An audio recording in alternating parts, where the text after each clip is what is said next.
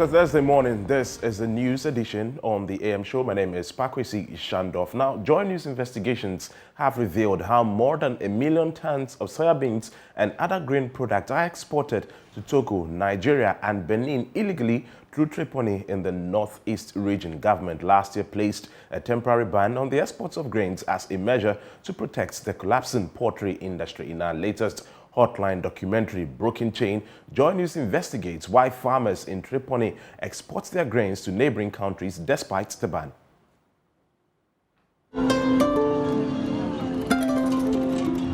Meet Imoro Mustafa. He is the chairman of the cargo truck drivers here in Tripoli.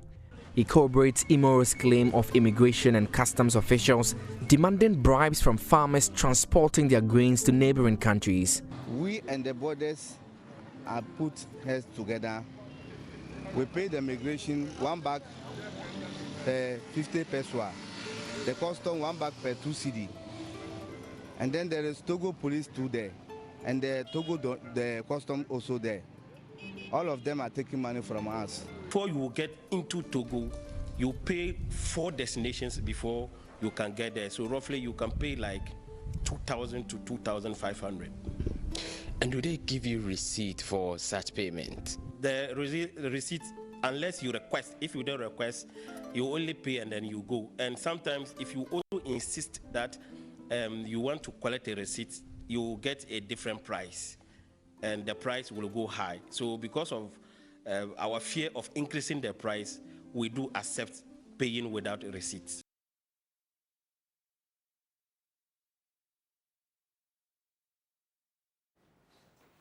You watched excerpts of the documentary Broken Chain, which will air next Monday on the Super Morning Show at 8:30 a.m. and 8:30 p.m.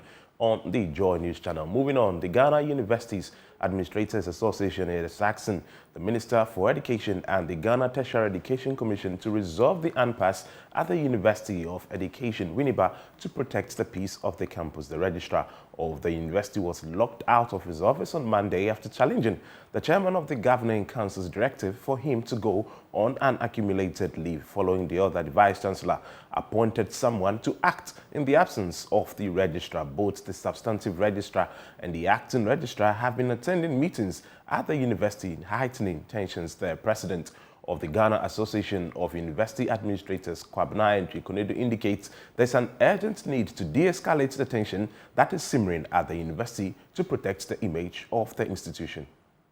The High Court ruling ordered the reinstatement of Professor Mauto Avoke and 5 other principal officers to their former grade. Following that, the Vice-Chancellor was ushered into office and the others have been reinstated to their former grades and positions. But there have been some major developments that seem to be threatening the peace of the university.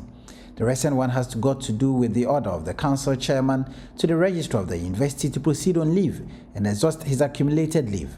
The registrar has since challenged the capacity of the council chair to unilaterally take such a decision. The registrar again challenged the order and said he had no accumulated leave to take. On Monday, the registrar was locked out of his office and had to operate from outside his office.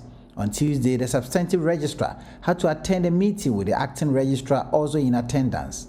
The development, the Ghana Association of University Administrators says, is disturbing and worrying. They are calling on the Minister of Education and the Ghana Tertiary Education Commission, GTEC, to intervene to reduce the tension that keeps simmering by the day at the university. Kwabena Konedo is the president of GAWA. What is happening at the University of Education, Winneba, is really very unfortunate. And for us as GAWA, this is a disturbing situation.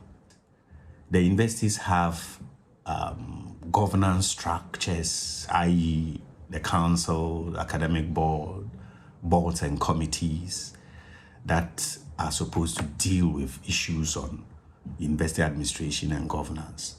For Winneba or University of Education Winneba to go through these problems in recent times suggests that either something is not going on well. It could be micro politics, it could be macro politics.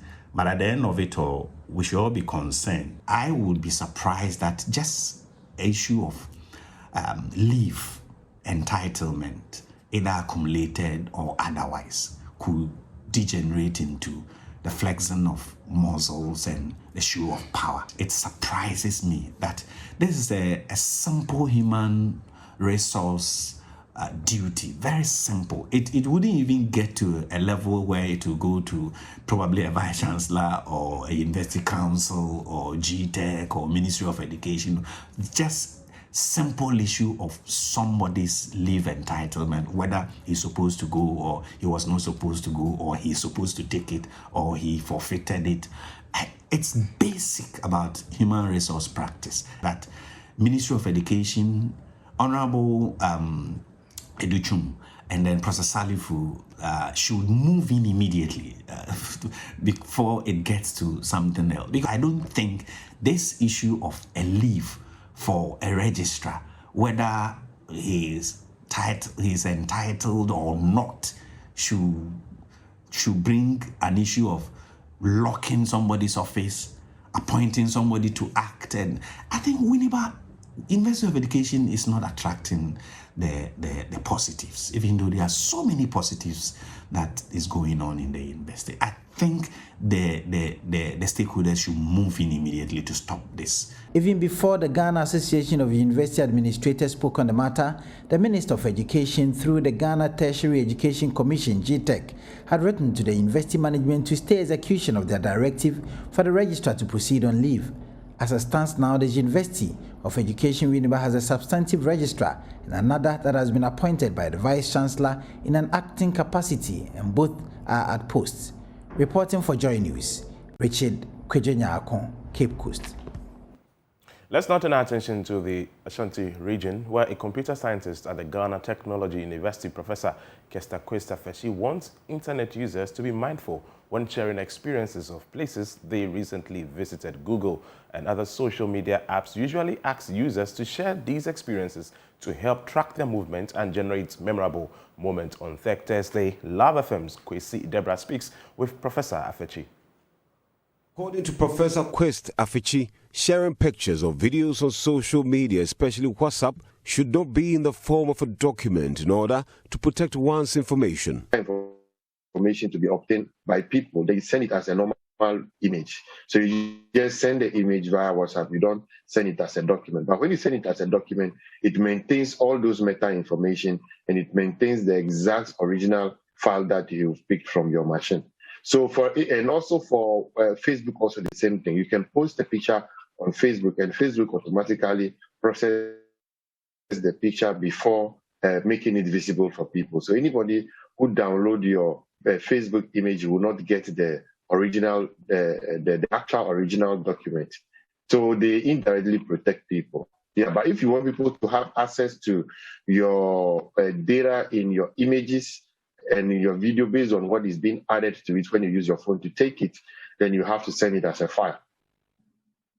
I think users should be cautious and then read in terms of about the applications and then the technologies that are coming out so that they can protect themselves and also understand how they can use it for their advantage, because the technology trends are changing very fast, and then we have a lot of emerging threats and emerging things that are coming, and people have to understand what they use and how they use it so that when they are trying to make the information available, they will know how to reprocess the information before they make it available, being it video, text, images. Now, residents of Ayom in the Bosumtwi district are lamenting stored road and bridge construction in the area. They say that the project is affecting security as one life has already been lost due to the uncompleted bridge. Love FM's Emmanuel Bride Kweko has more in this report. Residents in the Ayom community were enthralled to see a feeder road being constructed to the area after several appeals to the local government. But the over 2-kilometer stretch of road linking the community to its closest inner city neighborhood has since not seen its completion. Residents have had to ply longer routes connecting to the inner city of Kumasi daily. In fact, it has been very, very bad. If you look at it, we link here to Dediako, to Kote, Tech and those areas. And my business is at Kote. But unfortunately, you have to pass through Prabon, through to Atonso and stretch before you get to Kote. which at least economically it affects our business on daily basis. Conditions in the area are worst off during the rainy seasons. The residents, including school children, are imprisoned in their homes by the floods. The stream separating the two sides of the community is only connected by this makeshift bridge constructed by the residents. One of the residents tells JoyNews he serves as a human canoe transporting people across the flooded area. June, July,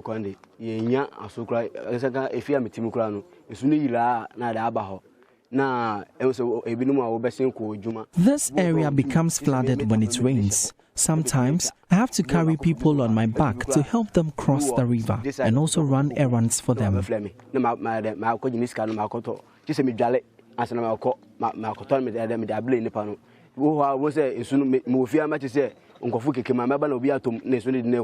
Contractors who demarcated the area for road construction only could use the meager financial resources to erect a bridge over the stream. The bridge and road in the area have been at their present stage for close to 2 years now. This, according to the residents, is threatening their security. No day goes by without we having information of someone being robbed. After 6:30, for your own safety, we advise them not to even use this road at all, because after 6:30, definitely there's some gang of guys who come to hide by the bush and they rob people of their phones, their bags, and all that. After managing to reach the project contractors, the residents were taken aback when informed the coffers for the project had run dry. I don't for ever has to for me feed road for We've reached the contractor, but he told us until he gets some amount from the government, he can't continue with the works.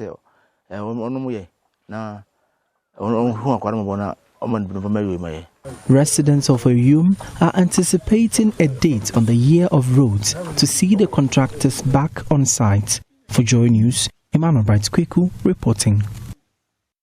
4 communities in the Bosomi-Freho district have benefited from educational and water projects to support their sustainable developments. The projects executed by Madame Ghana Foundation are geared towards helping close the educational gap between the urban and rural areas. There's more in the following report. A 3-unit classroom block with an office, store, toilet and a mechanized borehole was constructed for the Isasi Lakeside Methodist School. A computer laboratory was also handed over to the Apel community. The Morontuo and Ampaha communities also had a computer laboratory each, classroom blocks and mechanized borehole. The educational projects are expected to help curb the long-distance walking to school. Madame Ghana Foundation, under the Lakeside Development Project, has provided over 200 projects for the Bosomi-Freho district since 2006. Speaking at the project's commissioning, Deputy Country Director Enoch Sunday Atipo said the aim is to help close the educational gap between urban and rural areas. What we really stand for is to help the rural communities to embrace or to close the gap between the rural and then the urban students. I know they all write the same exam for the BEC and they face challenges. So Madame Ghana Foundation, we are taking upon ourselves to help these little ones or those who have the vulnerable who don't have access to bigger opportunities to get access to computer, get a better classroom to learn. Ashanti Regional Minister Simon Osei-Mensah commended the foundation for its work and encouraged other private entities to support the government in developing the educational sector. I'm very impressed because the sectors where they are operating are very, very important sectors. Educational sector, health sector, and then ICT. These are all very excellent areas where we need social investment, huge social investment.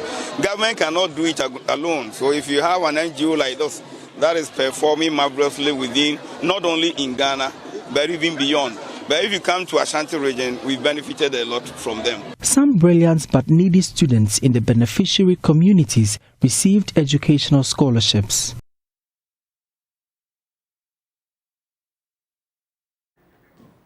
Now, the chiefs of Peje traditional area are protesting the seating of an Agenda 111 project in the whole West District. They argue that constructing the district hospital in Jolokuputa flouts a convention to equitably distribute development projects across the districts. The convener of the Peje Youth Association, Kasim Osman Adamu, wants government to act according to the convention by erecting the hospital in Peje. Residents of Peje thronged the streets to protest the siting of the Agenda 111 project in Jolokuputa. According to them, the Whole West Congress of Paramount Chiefs had a convention to guide the equitable distribution of development projects when the district was created in 2012. Avatime would benefit from tourism projects, Abutia would house agriculture projects, education projects would be sited in Awudome, and health-related projects would be in Peje. The chiefs and the people of Peje got infuriated when the government allocated the Agenda 11 project, a district hospital facility, to Jolokuputa, ignoring the convention. We were promised that the hospital will be sited at Peje because it is an elongated district, and so we feel that these things should be shared equally among us. Now, sadly enough, quite recently we heard that there has been a change, that the district hospital is being sited at Jolokuputa instead of Peje, which is very unusual, and in fact we feel very, very embarrassed, very, very terrible. We don't believe that the president is changing this. However, the Volta Regional Minister, Dr. Archibald Lecha, had explained what informed the decision to construct the hospital in Jolokuputa to the Whole West Congress of Paramount Chiefs during an earlier visit. Togbe Achiridum V, who was part of the delegation, said he was not convinced with the explanation. No, we told him that we were still not convinced of what he said, because we don't know those people who came to inspect the place. He said a report was written by some doctors. If they come to discuss this or to see the site and there is a thing, they should let us be involved. Then we all discuss and know what is going to happen next. But they didn't inform us. Convener of the Peje Youth Association and assembly member for Peje Avlimetoji, Kasim Osman Adamu, gave the government 2 weeks ultimatum to rescind its decision or face their wrath. We have resolved as a matter of urgency to consider the following. A. Deassociating ourselves from Whole West District Assembly. B. Our 2 assembly members shall not participate in any sitting in the Whole West District Assembly.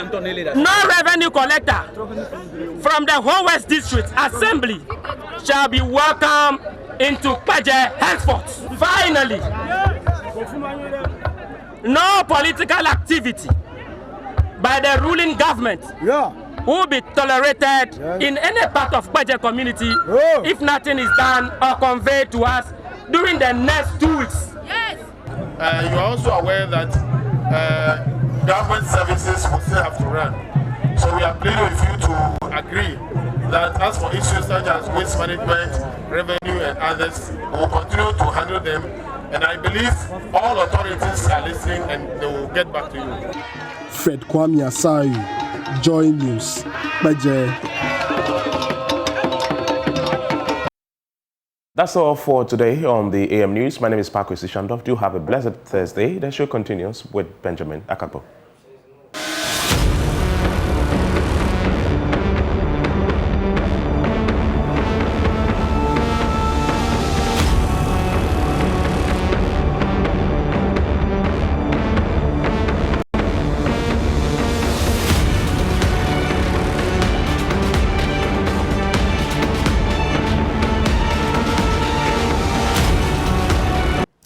Well, let's get it on the AM show. Time now for the news review. We dig into the papers to tell you what exactly is transpiring in Ghana and beyond. Let's start with the Daily Graphic newspaper. And soon I'll be joined by Hadi Yakubu, who will also be sharing his thoughts with us on nation building, our national life, and more. Thank you for joining. Now, as nation battles floods, demolish structures on water courses, President directs MMDCEs. And the point is that the presidency itself is going to clamp down on some of these issues. Some of these, the president has directed that people will be reporting directly to him when it comes to the flooding situation. But is that going to be a resolution? Is that what is going to be the solution to this entire problem? Only time will tell. But as far as this story is concerned, President Akufo-Addo has directed the removal of all structures on water courses as a key intervention to stop the perennial floods in parts of the country. He also charged metropolitan, municipal, and district chief executives to ensure that with immediate effect, every obstruction to the free flow of water as well as developments along water courses is removed. So that is the situation there. The president gave the directive when he commissioned 2 dredgers and marine equipment by Dredge Masters Limited, a subsidiary of the Jospon Group of companies, yesterday. The equipment, which adds to the 54 million euro investment the company has made in marine equipment, has the capability of dredging up to 16 meters deep and also carrying out large-scale reclamation. So those are the key points from that bit, which also brings to mind the other conversation we're having today when it comes to the fact that 54% of our dams in our country are flood prone. How are we dealing with that? How about we put that before Mr. President as well when it comes to the flooding situation? Well, President Akufo-Addo also reiterated that since 2017, his government had invested 450 million Ghana cedis in various flood control measures to end flooding in the capital city. But let me bring in Hadi Yakubu, who joins the conversation now, Fighter General, Economic Fighters League. Hadi, can you hear me? You would have to unmute, Hadi. Good morning. Your good morning sounds very faint. Is it because you've not eaten yet, Hadi? Or is it because... So which is it? Good morning. All right. I haven't eaten. I'll eat at 11:30 or 12 p.m. 11:30 or 12 p.m.? 11:30 a.m. or 12 p.m. Okay. I would have wondered whether you were on a suicide mission or something of the sort. All right, Hadi, thank you for joining us. Thank you. So very quickly, we get into the Daily Graphic newspaper. I've been talking about the flooding situation and some of the photos I saw recently from Accra. Heartbreaking. I mean, this is the capital, and you look at what has happened from Kaneshie to Dansoman to wherever it is that you're thinking of. Flooding everywhere. What is your take on that, especially as now we've heard from the president directing MMDCEs, among others, to clamp down on the situation? On the other hand, like we're talking about this morning, 54% of the dams in our country are flood prone. So even as we talk about flooding in this country, it appears to be a much bigger problem than we've grappled with. Let me just add, you remember that post by someone close to the corridors of power about flooding being with us since 1960, a Daily Graphic, banner headline. I'm just asking myself what it is with our country so that 61 years since 1960, the year in which we became a republic, we're still facing flooding at this level. What is your take? Yeah, thank you very much, Benjamin. And I'd like to say good morning to all viewers across the world. Right. I think I'm at this point very tired about talking about Accra floods, because as you've mentioned, every year, this time we have these same problems to deal with. We talk about them for a maximum 2 to 3 weeks or whilst they last. And then when the floods are gone, we go back to business as usual and forget about everything. If you look at the causes of floods, it's not that we don't know these things. It's not that we don't know that these are things that are supposed to that will definitely cause flooding if there is torrential rains. We know these things, and I'm happy you are quoting statistics about 54% of dams being flood prone. My question then is, what do we do with that statistic? We've known this. We just didn't know this. Got to know this yesterday. We've known this for years, and our professionals at the scientific institutions have been doing research, and in academic institutions have been doing research in these things, and they are informing policymakers. What are they doing with it? They are not doing anything with those statistics. The president says now they're going to be, he's going to have a chain where in the presidency they will have an outfit so that there will be a direct flow of information to him. Is that going to change the situation? It's not good. It's a gimmick. I mean, just like the usual. I think this year, usual when floods happen, then they take cameras, they call media, and they go and say they are going to visit the flood victims. They go there, they get the pictures, and then forget about it until the following year. As far as I'm concerned, this is just one of those gimmicks. It doesn't add anything to the concrete steps that are needed. To are you saying this is mere talk? Is that what you're saying? It's mere talk. It's mere talk. And let me not go far. We are still talking about Galamsey and the destruction of the properties. What did they do? What did the government do? The government set up a ministerial or interministerial committee. What happened? They got excavators and distributed them. That is.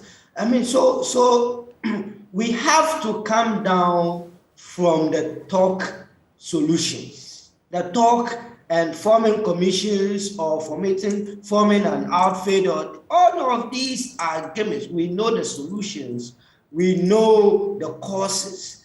Implement these causes. And look, sometimes it is very embarrassing that very predictable problems are occurring and recurring every year at the same time almost.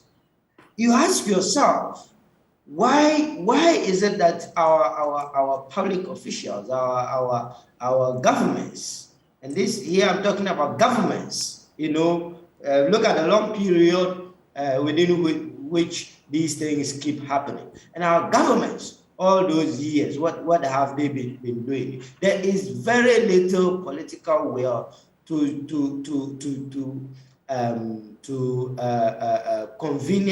comprehensively deal with issues that are affecting the people. So we, the people, need to take these things up. And I know there are sometimes, the blame game going on. Who is it to blame? Is it to blame leadership or to blame, the people or whatnot? And I think somebody said that leadership is cause and everything else is effect. There's a reason why we have leaders. When they say leaders, there's a reason why the people have a leader. You cannot, countries are not built by relying on the good behavior of citizens. No, countries are built by good systems that make individuals behave well, whether they like it or not. And right. The same Ghanaians that we are always complaining about, when they go to other countries in Europe and in North America, they are the most behaved human beings on earth. Why? Because the systems make sure they do. And it is clear, Hadi, that we do not have those systems, the same systems that former President Barack Obama spoke about. We don't need strong men, we need strong institutions. But you know what's interesting, Hadi? It is the strong men, or it is the men and the women in authority who will make the institutions strong. But you see, we have a situation in our country where political party A, political party B, political party C, they will not strengthen the institutions, because when they strengthen the institutions, the institutions will bite them.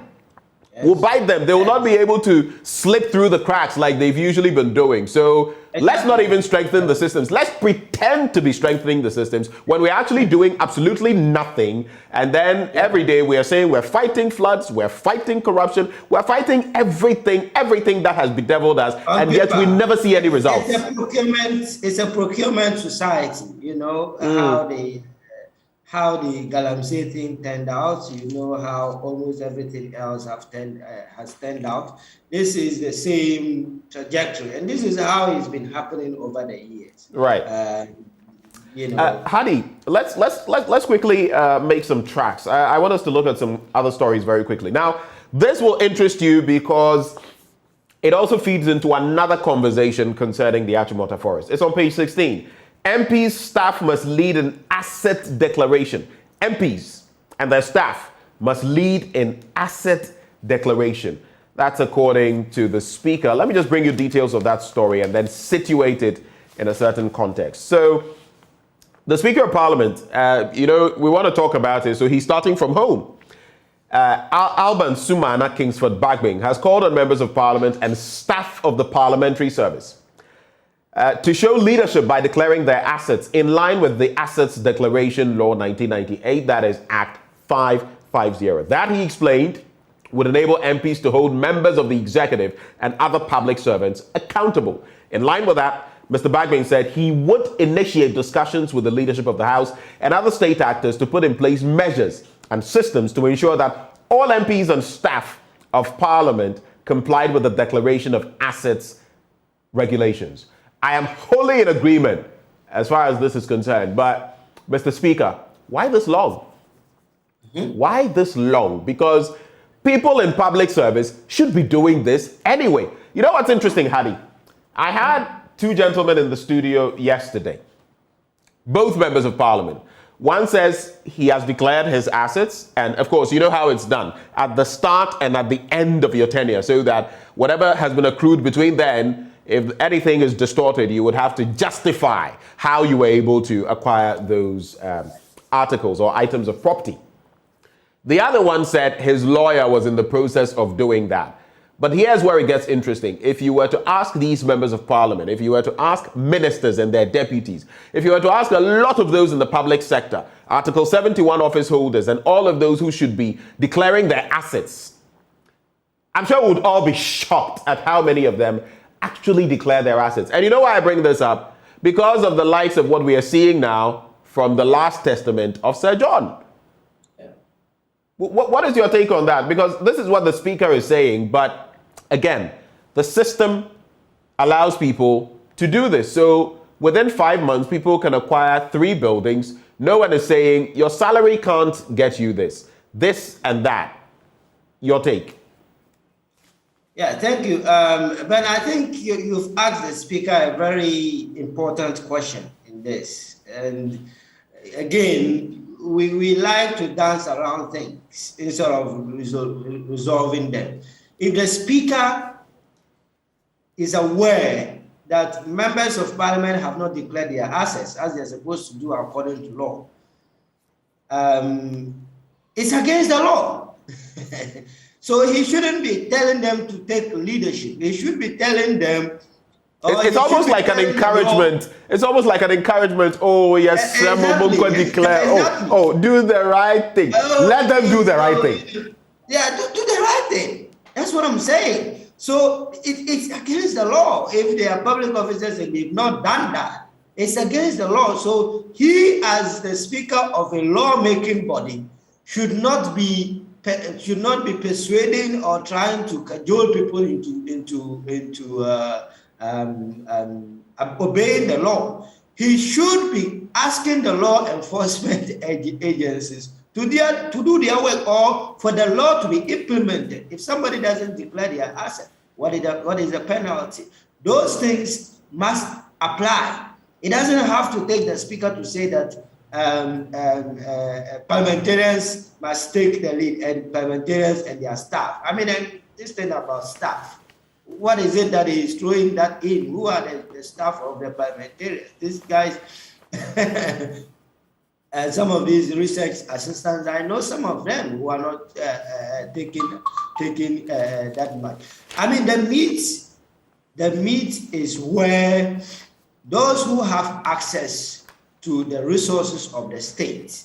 That is why they continually. I'm not surprised that Sir John did not declare his assets. I'm not surprised, because look at the list of things that was shown to us as properties that were acquired, especially between 2017 up to the time that he died. You know, sometimes houses within months, intervals of each other. Nobody, the fact is well, let's situate the conversation better. As a young person, and I have seen, projections, calculating, and we've done this in the past, so relevant to do it today as well. Calculating, when you look at our indebtedness and our debt to GDP ratio, how much each person owes in this country.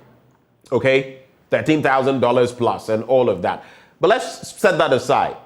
When it comes to these issues, where we see all the resources we have, and a few people, very small bracket of people, seeming to benefit from the largesse of the state and eating the national cake, and the chunk of the rest of us just nibbling on, crumbs.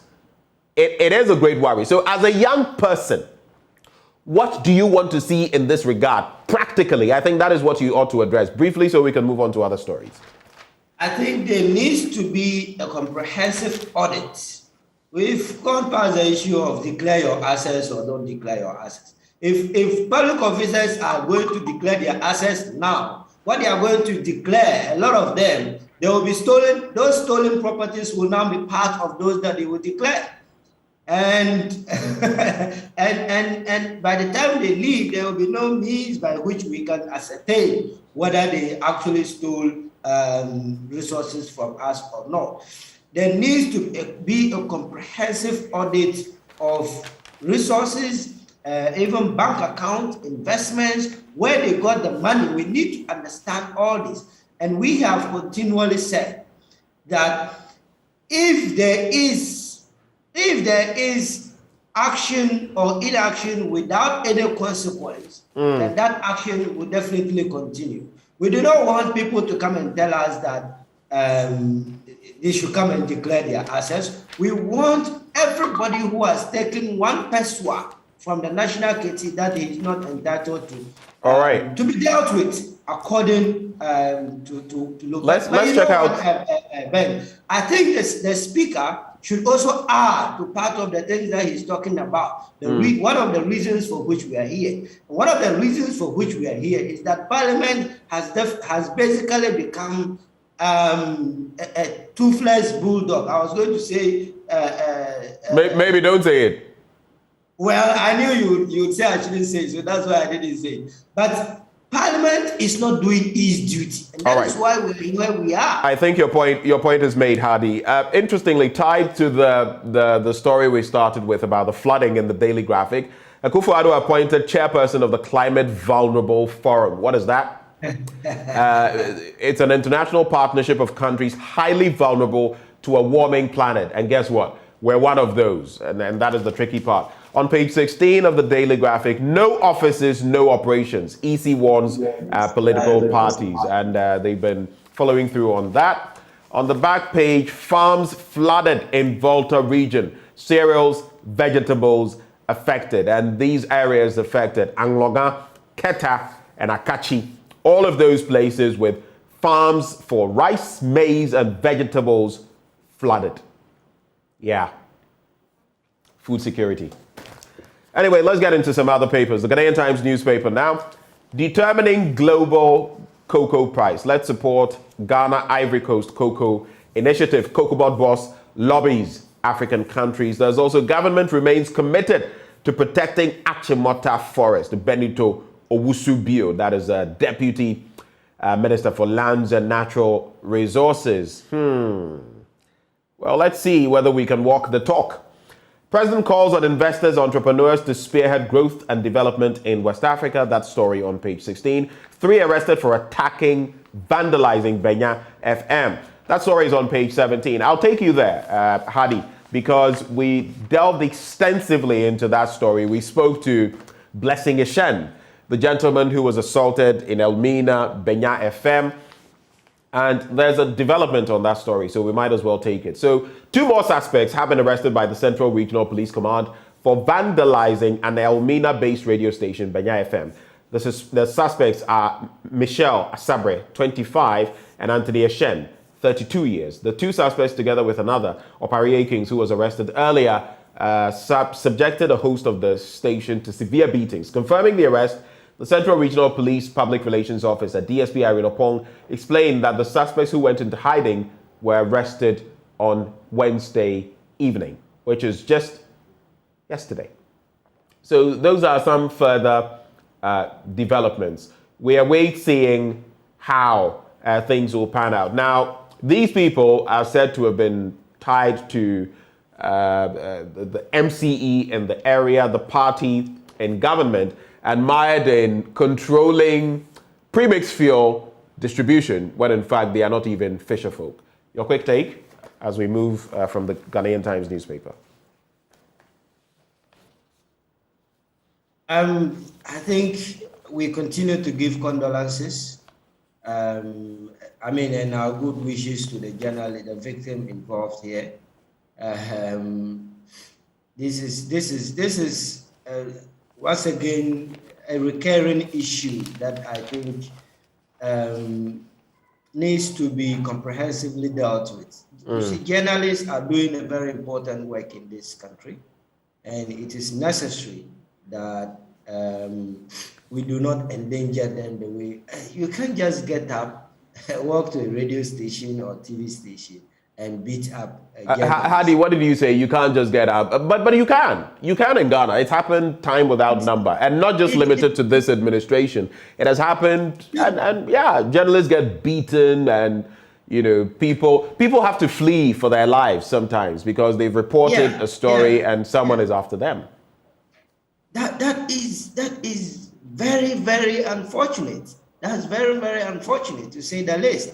I do not understand. And you see, one of the reasons for which this keeps occurring is that there is no punishment for some of these things when they occur. Exactly. There's no punishment for some of these things when they occur. My landlord usually says that in Ghana, there is no right or wrong. What is right is what people can get away with. People's definition of what is right is what they can get away with. So you can't, journalists, Ahmed Swale and, Edward Adeti, Erasmus Asaro Donko, all of these people have fallen victim to very serious violations of their human rights, including even death. Ahmed Swale was killed, and nothing happened to. Nobody knows how far the investigation has come. And I remember last year when we went to meet the IGP, the former IGP, that is, we narrated incidences of attacks on even not just only journalists but also citizens. And told him about the Ahmed Swale issue, and told him that we told him to his face that one of the reasons for which those things continue with impunity is because there is no penalty. Sometimes they say they are investigating, and it just turns out to be another case that doesn't go anywhere. And we asked him that if the Ahmed Swale issue was not resolved, he should resign, because he had failed the people of Ghana in investigating and making sure that the issue was brought to a comprehensive conclusion. So punishment is the way to go. It is not the absence of law that causes impunity. It is the certainty of punishment, the certainty of lack of punishment. Let's wrap with these stories on page 3. Irate youth burn police checkpoint at Karimenga. a farming community in the West Mamprusi municipality of the Northeast region. If you recall, there was a story about a woman a pillion rider, basically. So the police in Pualugu were, approaching them. They wanted the rider to stop, or the motorbike rider to stop. He didn't. There was some interaction, and then they shot. But instead of hitting the motorbike rider, they hit the passenger instead. And she is still, at the regional hospital in Bolgatanga. She is currently responding to treatment. There's also the one about one being killed following police youth clash at Nkoranza, where one person is reported dead after the youth of Nkoranza in Bono East region went on rampage and attacked the Nkoranza police station, demanding justice for Albert Donko. We know about the 19-year-old who lost his life just 3 months shy of graduating at the SHS level. And 5 Dodowa residents in court for assaulting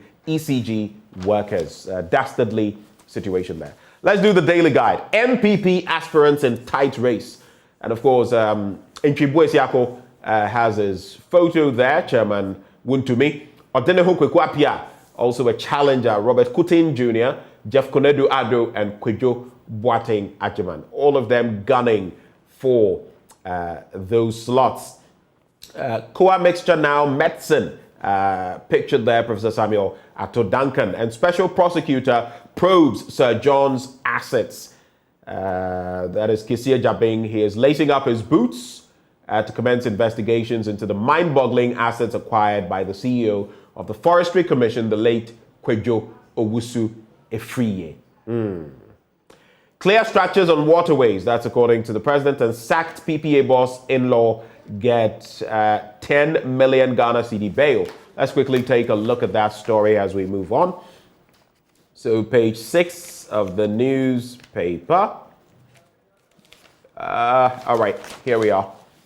So the sacked former CEO of the Public Procurement Authority, Ejenim Boateng Ajayi, and his brother-in-law, Francis Kweku Ahen, were yesterday granted a total of 10 million Ghana cedis in bail by an Accra High Court. The two have been dragged before the court by the Office of the Special Prosecutor over 18 charges of using public office for private profit and benefit by improperly and unlawfully influencing the outcome of the public procurement process. So that's the latest on that development, Hadi. We've seen the Special Prosecutor wade into these matters in recent times, but we've also heard of how the PPA boss has been allowed to basically empty his bank accounts. So far, when you look at the Special Prosecutor and some of this work, an MCE, or at least an MCE hopeful, I think it was Dwabing, who admitted, in a video that he had paid out sums to assemblymen. The Special Prosecutor is bringing some, taking some measures on that. How would you assess the work of the Special Prosecutor so far? Well, I mean, I think we've continually said that the Office of the Special Prosecutor is something that, if we want to work, we need to look at the basic framework. The political economy within which our anti-corruption institutions work is not something that makes them effective. They are basically under the thumb of the executive, and in most cases, this will stifle any sort of independent work that needs to be done. First of all, I think that the PPA boss, the former PPA boss, and this is what this is what I was saying earlier about about gimmicks. This guy was under some I don't know, investigation. His accounts frozen, and somehow he was able to sneak in as a ghost to withdraw the money from the frozen account. First of all, the actions, there needs to be some action about that particular thing. How did he get access to frozen funds? Who allowed him? Which bank officials were involved? Who authorized the withdrawal of those funds? And how come that funds, because clearly, I mean, Shraj brought us the information and we could tell exactly how much difference there was between his bank account before he got into that and his bank account afterwards. There is no, magic in concluding that a lot of this money within the short period of time that he was gotten and with how much was in the account and with the revelations that have been brought to us, there is absolutely no other conclusion that we can draw and to say that a lot of that money will be stolen money. So if that stolen money is frozen and somebody connived somewhere and allowed him to withdraw, in fact, first of all, his sneaking in is serious. And then somebody allowed him to withdraw these funds even though it was frozen. It is a highly... Well, his lawyers actually went through certain court processes, just to clarify. So as memory serves, the former special prosecutor, Martin Amidu, there were certain measures that were to have been put in place that were not, because if you look at the gap between Martin Amidu and the appointment of Kisia Jabeng, in that period, his lawyers went and the court processes were followed. So it is the courts that then allowed him to, be able to take the money, but now the over 40-something million, in question is gone. Floating around somewhere. That is why we keep talking about this system. The cause. But it was according to the law. It was according to the law. There was a window, and they used it. No, but Benjamin, we know the political economy of how these things work. I mean, it's the law is what the court says it is. Once the thing gets before them, it is what they say it is. And in a lot of cases, especially high-profile cases like this, right? If somebody had stolen seven fingers of cassava, he would have been in jail for 5 years or 15 years by now. But in high-profile cases like this, the courts have proven to be on the side of the corrupt, to be on the side of people who amass all this wealth. And something needs to be done about this system because everybody has lost confidence in the court system, in holding these. Yes, to be honest with you, I have lost confidence in the court system. And a lot of people have lost confidence in the court system because the court would usually side with people when we come to high profile, theft and stealing of state property. So let's do this. Let's hope, Hadi, that the court system will do what must be done or what you feel should be done so that that confidence can be restored. But let's wrap Hadi Yakubu with these thoughts. So staying with the Daily Guide newspaper, embrace fintech innovation. That's according to Vice President Dr. Mahamadou Bawumia. Again, at an event I was at, the WACMAC 2021.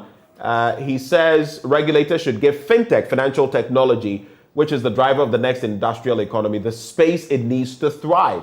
We as regulators should not stand in the way of the fintech innovation. They are the ones going to drive our next industrial economy, and we should give them the space, he said. Details of that story on page 9 of the paper. I'll wrap with Ms. England faces racial attacks. Racial attacks, of course, you can imagine. Yeah, I'm sure you have the picture. So, Ms. England 2021, Rehema Muthamia, has opened up on the racist attack she has faced since being crowned 8 months ago. And she has been referred to, as Ms. KFC, among other derogatory terms. Here's a quote from her. I already knew I would face racism as a black woman in England, not in London so much, but being British and black, I'm conscious of the fact that people will be prejudiced towards me, Muthamia told the publication. 21st century and racism is still very much alive. Your concluding thoughts, Hadi Yakubu. Yeah, Benjamin, and I think this ties in very nicely into, yesterday was African Liberation Day, and we had an event to discuss the issue of African unity at the Fighters Office. And I also belong to Africans Rising, a movement that is leading a week-long coordination of activities in about 500 activities across the continent in 45 countries. It is very simple, Benjamin. We will continue to face these issues because we have approached the resolution of these issues from the perspective of morality and conscience.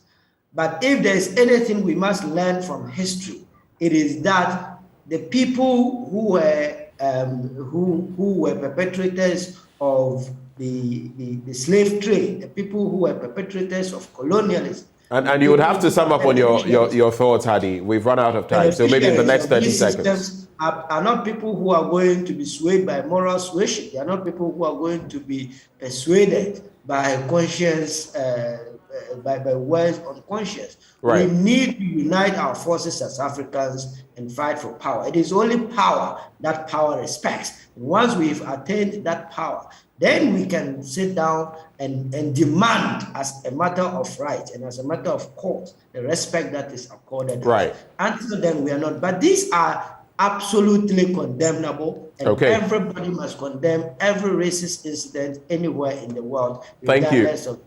Thank you so much, Hadi. You know, this reminds me of something as I wrap the entire discussion. From Game of Thrones back then, Cersei and this other guy who was very knowledgeable, and he says knowledge is power, and she says to him, you know, she gets her bodyguards to rough him up a bit, and dude thinks he's about to die, and he says to her, no, power is power. Anyway, Hadi Yakubu, thank you for joining the conversation. Fighter General, Economic Fighters League, and he has been our guest. Time now for sports. Do stay.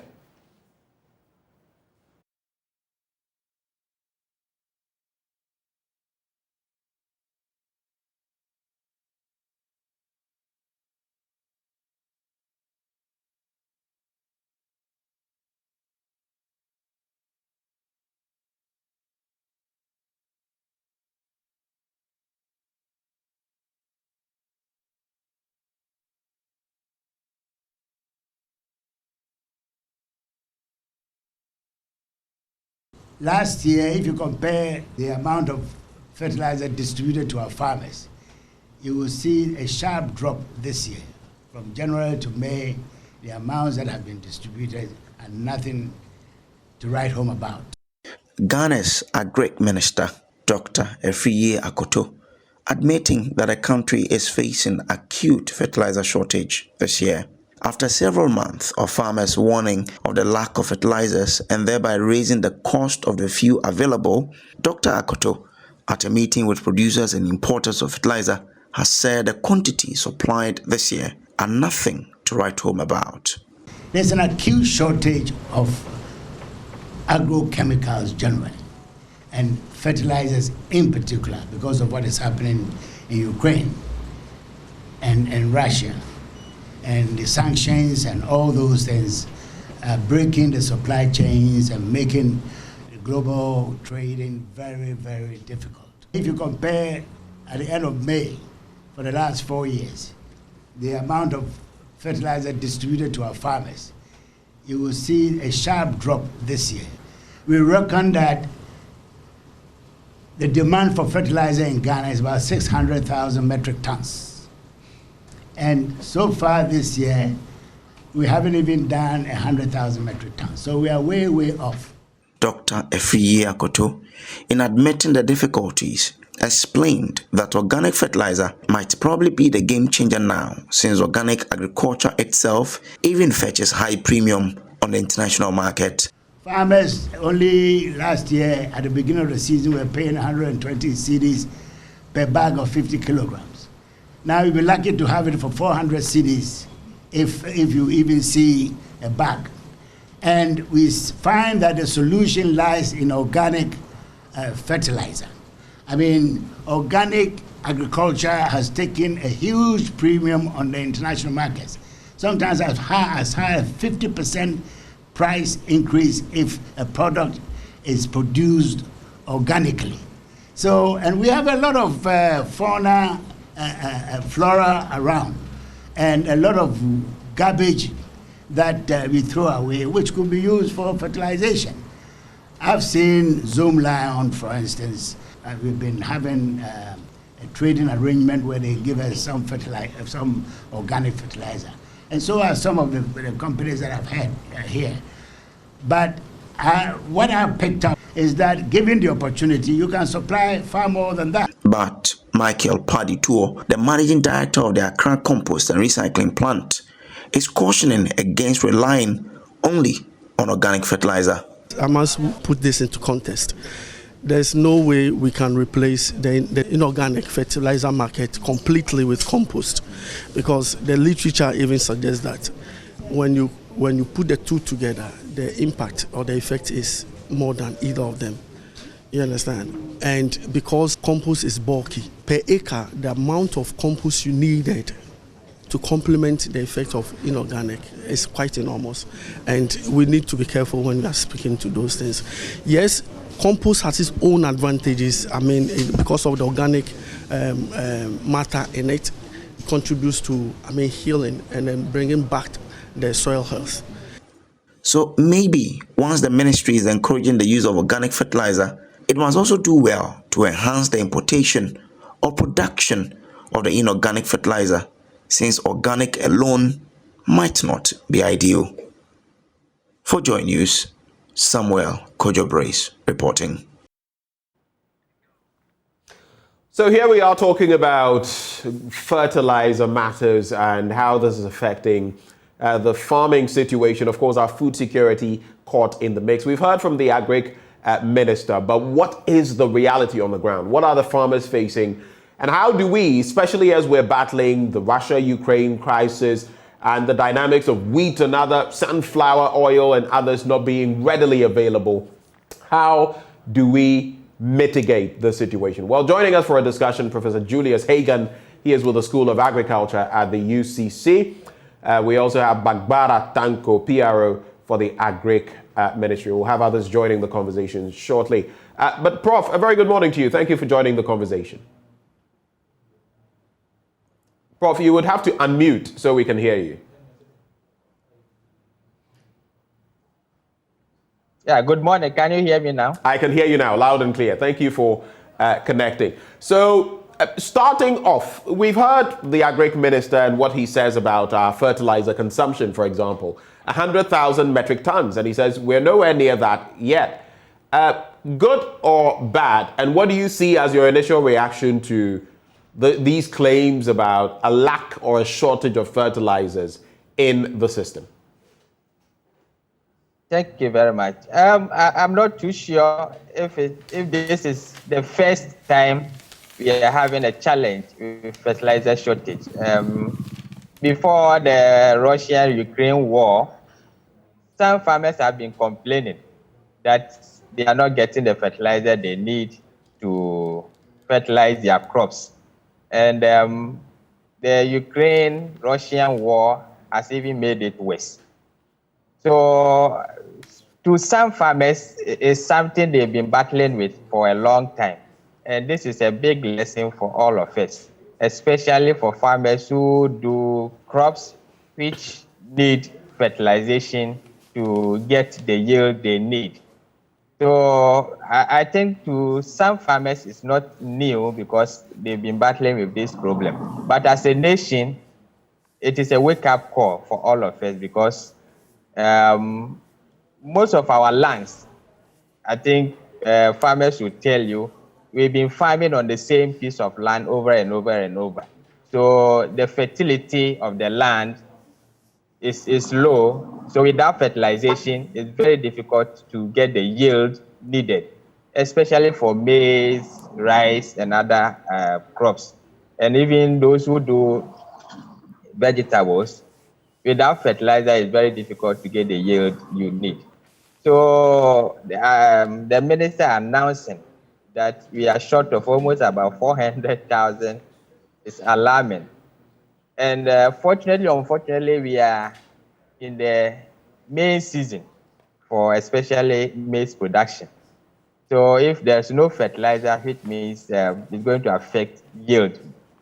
And if it's going to affect yield, then I'm not too sure if we are heading towards food crisis. I pray it doesn't get to What is your reading? You say you're not too sure whether we're headed towards a food crisis, but obviously if you do not have the right fertilizers, you will not get the projected production. And if you don't get the projected production, it would mean that food security will be compromised. Is that not a fact? Yeah, that is a possibility. And what is even more alarming, especially for maize, it's not only for human consumption, because maize is also used by poultry farmers. So if you are not getting the maize for human consumption, then it means the poultry farmers are also not getting the maize for their feed. And it's going to be very serious, because we need, the poultry farmers need the maize to prepare their feed. So if there's shortage, it means meat is going to be very expensive. Eggs are going to be very expensive. And these are issues we need to actually address. Otherwise, there's going to be a problem. Interestingly, we're already seeing these. If you look at the increments when it comes to even poultry products, like, so the egg you spoke of, your simple snack in has gone up. The egg alone, if you were purchasing a raw egg, the price has gone up by quite a bit, and all of this is on the back of these challenges you speak of, because the animal husbandry, groupings or those involved in animal husbandry are also complaining about soya to make their feeds for poultry, maize and others. So that is what you're pointing to, right? Yeah, because I'm an animal scientist, so I'm interested in whatever happens in the animal industry. So if farmers are not getting the maize they need, maize constitutes about 60-70% of the ingredients poultry farmers use in their feed. And not only poultry farmers, pig farmers also use maize in their feed. So maize is one important ingredient apart from human consumption. Maize is very critical. Without maize, there's going to be a very difficult problem, especially in the animal industry for food consumption too. It doesn't mean farmers cannot grow. They will grow, but the yield they are supposed to get, they are not going to get, because the land is, the fertility of the land is compromised. They are not going to get the yield, the same piece of land.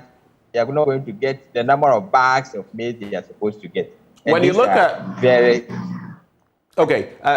my apologies for that interjection, but when you look at the specific case of maize, I mean, even today we're reading in one of the papers about maize, rice farms and others getting flooded in the Volta region, okay? Of course, that also means that is going to worsen the problem, because you lack fertilizers, and now flooding is also taking away part of the produce. But when you look at the specific case of maize, how bad really is it? I'm surprised, because just a few years ago, we were told that we were exporting maize. So I'm surprised all of a sudden there's going to be a problem. As a country, one of the things we don't normally do well is data. We need to get data. If we have enough data, then we'll be able to tell as a country how much maize we need at every point in time, how much goes into animal industry, how much is needed for. Okay, so we have a bit of a challenge there with the connection to Professor Julius Hagan, who is with the School of Agric UCC. Okay, Prof. I am losing you now. I can't hear you. Can you hear me now? Yes, you're back. Yeah, so what I was saying was that a few years ago we were told that it appears we're facing some challenges with Prof. We'll get back to him. Let me also bring in Bagbara Tanko, PRO for the Agric Ministry, who joins us on this beat. Mr. Tanko, a very good morning to you. Thank you for joining the conversation. Good morning, and thank you for having me. Right. What would you say is the reality of our situation when it comes to the shortage of fertilizer? Yes, we've heard from the Agric Ministry, but as the Agric Minister, but as their mouthpiece, how difficult is the situation? Well, thank you for this opportunity. Let me just add on to what Professor Hagan did mention. This fertilizer crisis is not only as a result of the Ukraine and Russia conflict, but it dates back to the COVID-19 era, where this global challenge, some fertilizer manufacturing companies had to shut down. And you recall last year, we did get farmers even in the northern, upper east, and upper west region queuing and looking for fertilizer. So the problem dates back to the COVID-19 era, and it is worsened as a result of the Ukraine and Russia conflict, because more plants had to shut down because there's no product to be able to produce the fertilizer.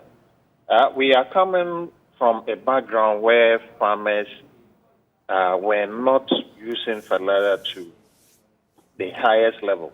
If you look at the Malabo Declaration, they are recommending that the standard for us to be able to increase yield to the maximum is at least 50 kilograms per hectare. Now, Ghana, we came from a background of 8 kilograms per hectare, and now we are doing somewhere 25 to 30 kilograms per hectare. Please put that into perspective. We came from 8 around which time, which year, and now, so we can put some perspective to it. 2015, 2016, and with the inception of PFDA, which subsidized fertilizer to about 50% for farmers, it was available and also affordable. As a result, the usage of fertilizer shot up, and we are still striving to hit the international requirement in terms of fertilizer application. Now, the reality is that when we apply fertilizer, we record high yields. There's no doubt about it. But with these challenges, it means we will need to concentrate more on the organic fertilizers. Yes, the ministry over the years has always campaigned that farmers, or Ghana for that matter, we need to adapt organic agriculture. And that has been the campaign we've been embarking on. Now we have a situation of availability, and even coupled with a high cost. And this is going to be so challenging, especially to the rural farmer, the peasant farmer, who is doing 1 acre to 5 acres. So as a result, we actually need to bring on board and sensitize our farmers to have a balance, that even if we don't get the inorganic fertilizers, the organic fertilizer is a good and a better substitute. So that necessitated the stakeholder engagement with these companies. About 11 companies were awarded contracts at the beginning of this farming season to supply organic fertilizer through the government subsidy program under the Planting for Food and Jobs. Now we wanted to look at their challenges. We realized that most of them were not meeting the quotas that were given. They were undersupplying. So we wanted to, it's one of several meetings we've had with them. We wanted to appreciate what their challenges are and be able to, as it were, address them. Now, most of them do import this organic fertilizer into the country. Minister admonished that they should further engage their partners. If possible, they will need to set up their manufacturing plant in Ghana. Some had challenges with the nutrient content of the organic fertilizer. Of course, we have our quality control system, that is a Plant Protection Regulatory Service Directorate. They are responsible, so they will have to test and ensure that the quality is of standard in terms of nutrients before we can put it out there for the farmers to use. So this is how far we've come in terms of the global challenges with regards to fertilizer. All right. Bagbara, now you speak of the fact that this has been a long-standing problem. I'm looking at the year 2018, for example, where we were using about 29.4 kilograms per hectare. And it's quite an interesting picture that is painted if you consider what we're doing in a year like 1960. So over the decades, we have come pretty far. But when, in the midst of all of that, in the midst of having full knowledge of the fact that we're a country, an economy where agric was our backbone for a long time, even before all the mineral resources, took over, and now we even have the service sector, tech, and all of that shoring up our economy. When the minister says that this acute shortage we're facing when it comes to agrochemicals generally, and then specifically fertilizer, goes beyond what we're seeing, but it has been triggered, especially by the Ukraine-Russia war. Does that not mean that we have been sitting and waiting, and now we've been caught pants down?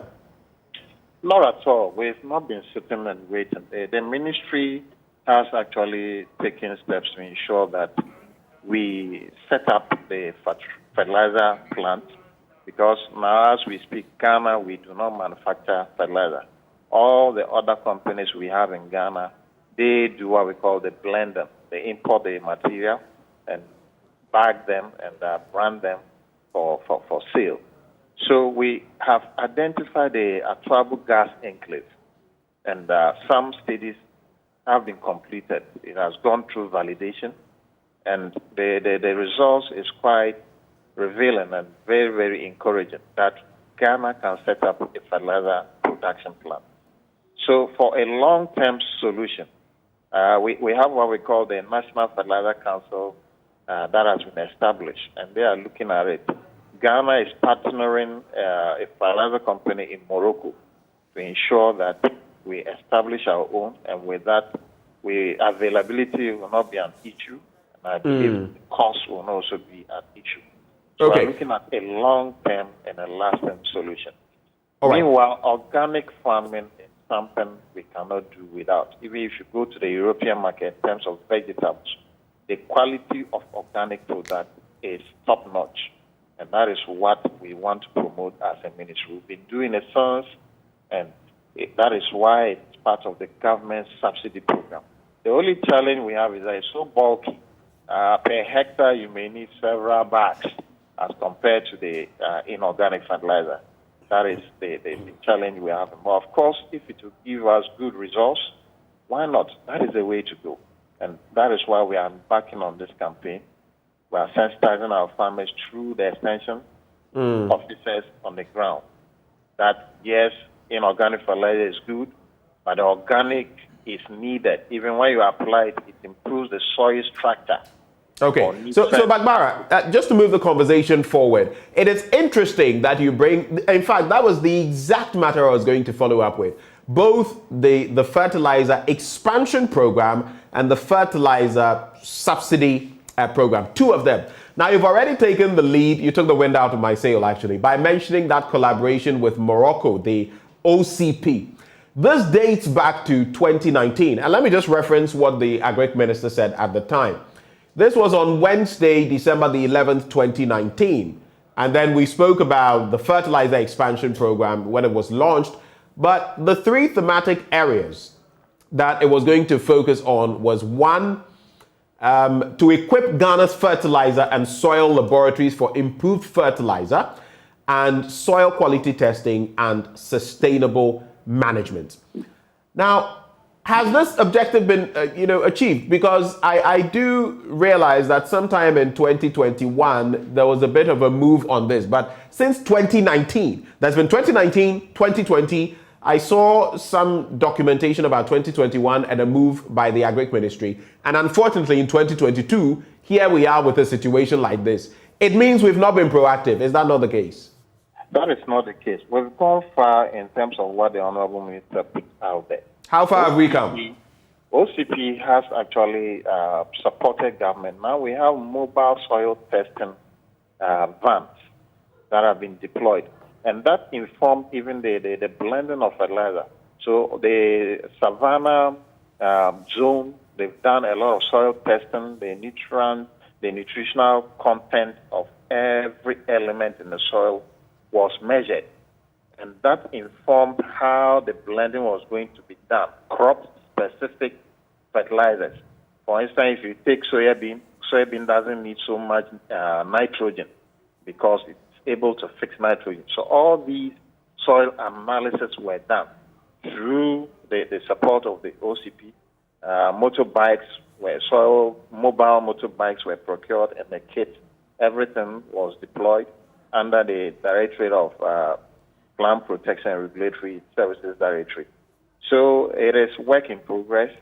I know for a fact the northern and savannah zones were completed, and the results were factored into the blending of fertilizers for those ecological zones.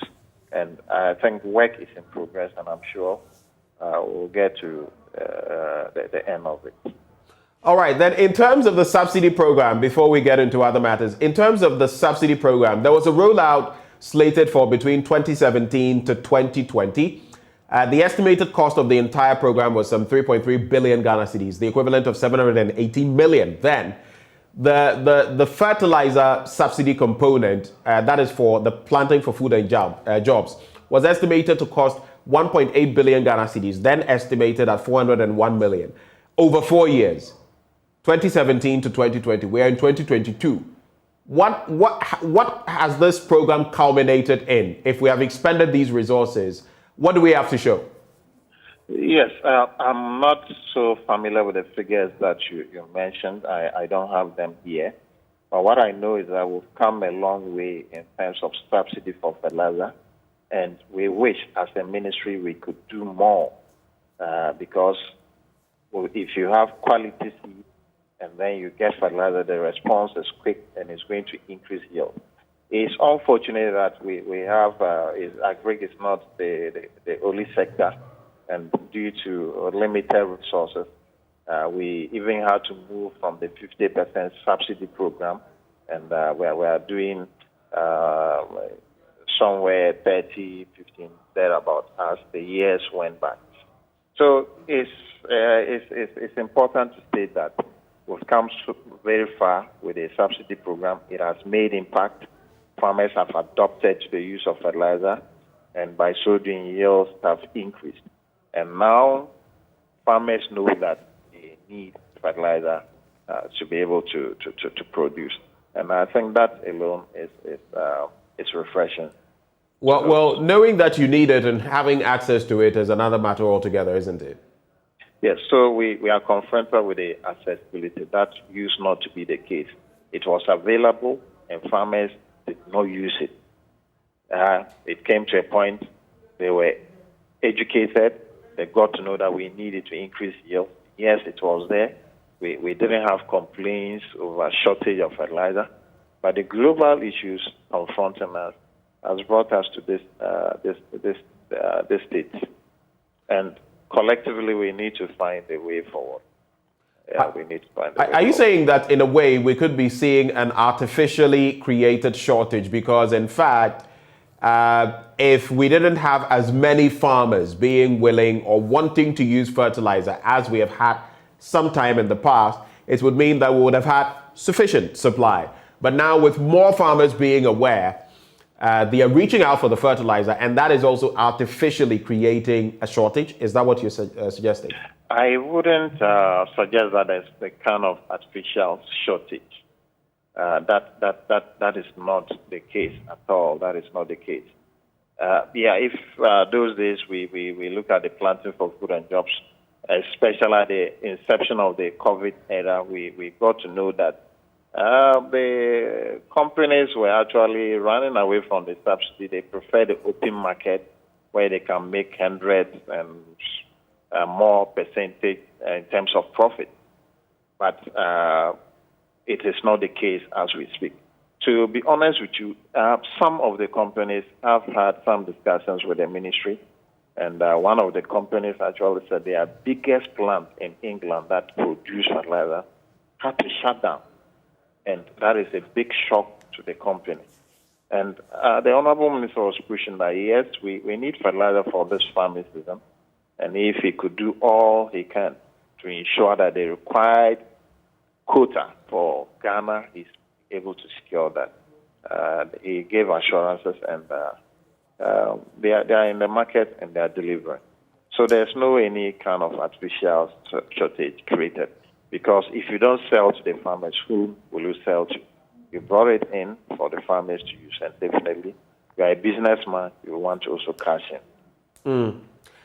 Two quick issues for you to address, and then I'll let Prof come in just in case he has any concerns about the statements you have made. But two quick issues. Flowing through the years, we've known about corruption in the distribution of fertilizer, especially subsidized fertilizer. How much of a problem is that in this entire discussion we're having? And the second bit is, there's been a lot of talk about creating a fertilizer manufacturing plant. How far have we gone with those? So first of all, the issue of corruption in fertilizer distribution, how much of a problem is it? How is that handicapping farmers getting access to it? And secondly, let's look about the plan to roll out a fertilizer manufacturing plant in Ghana. Yes, so in terms of corruption with regards to the fertilizer value chain, let me put it that Ghana, we are confronted with what we call the smuggling, taking it out to our neighboring countries and selling. Now, let me state that if you look at the sub-Saharan African countries, Ghana is the only country that is subsidizing fertilizer to the extent of 50%. So it made it so attractive for these business persons to take fertilizer out and make profit at the expense of the taxpayer.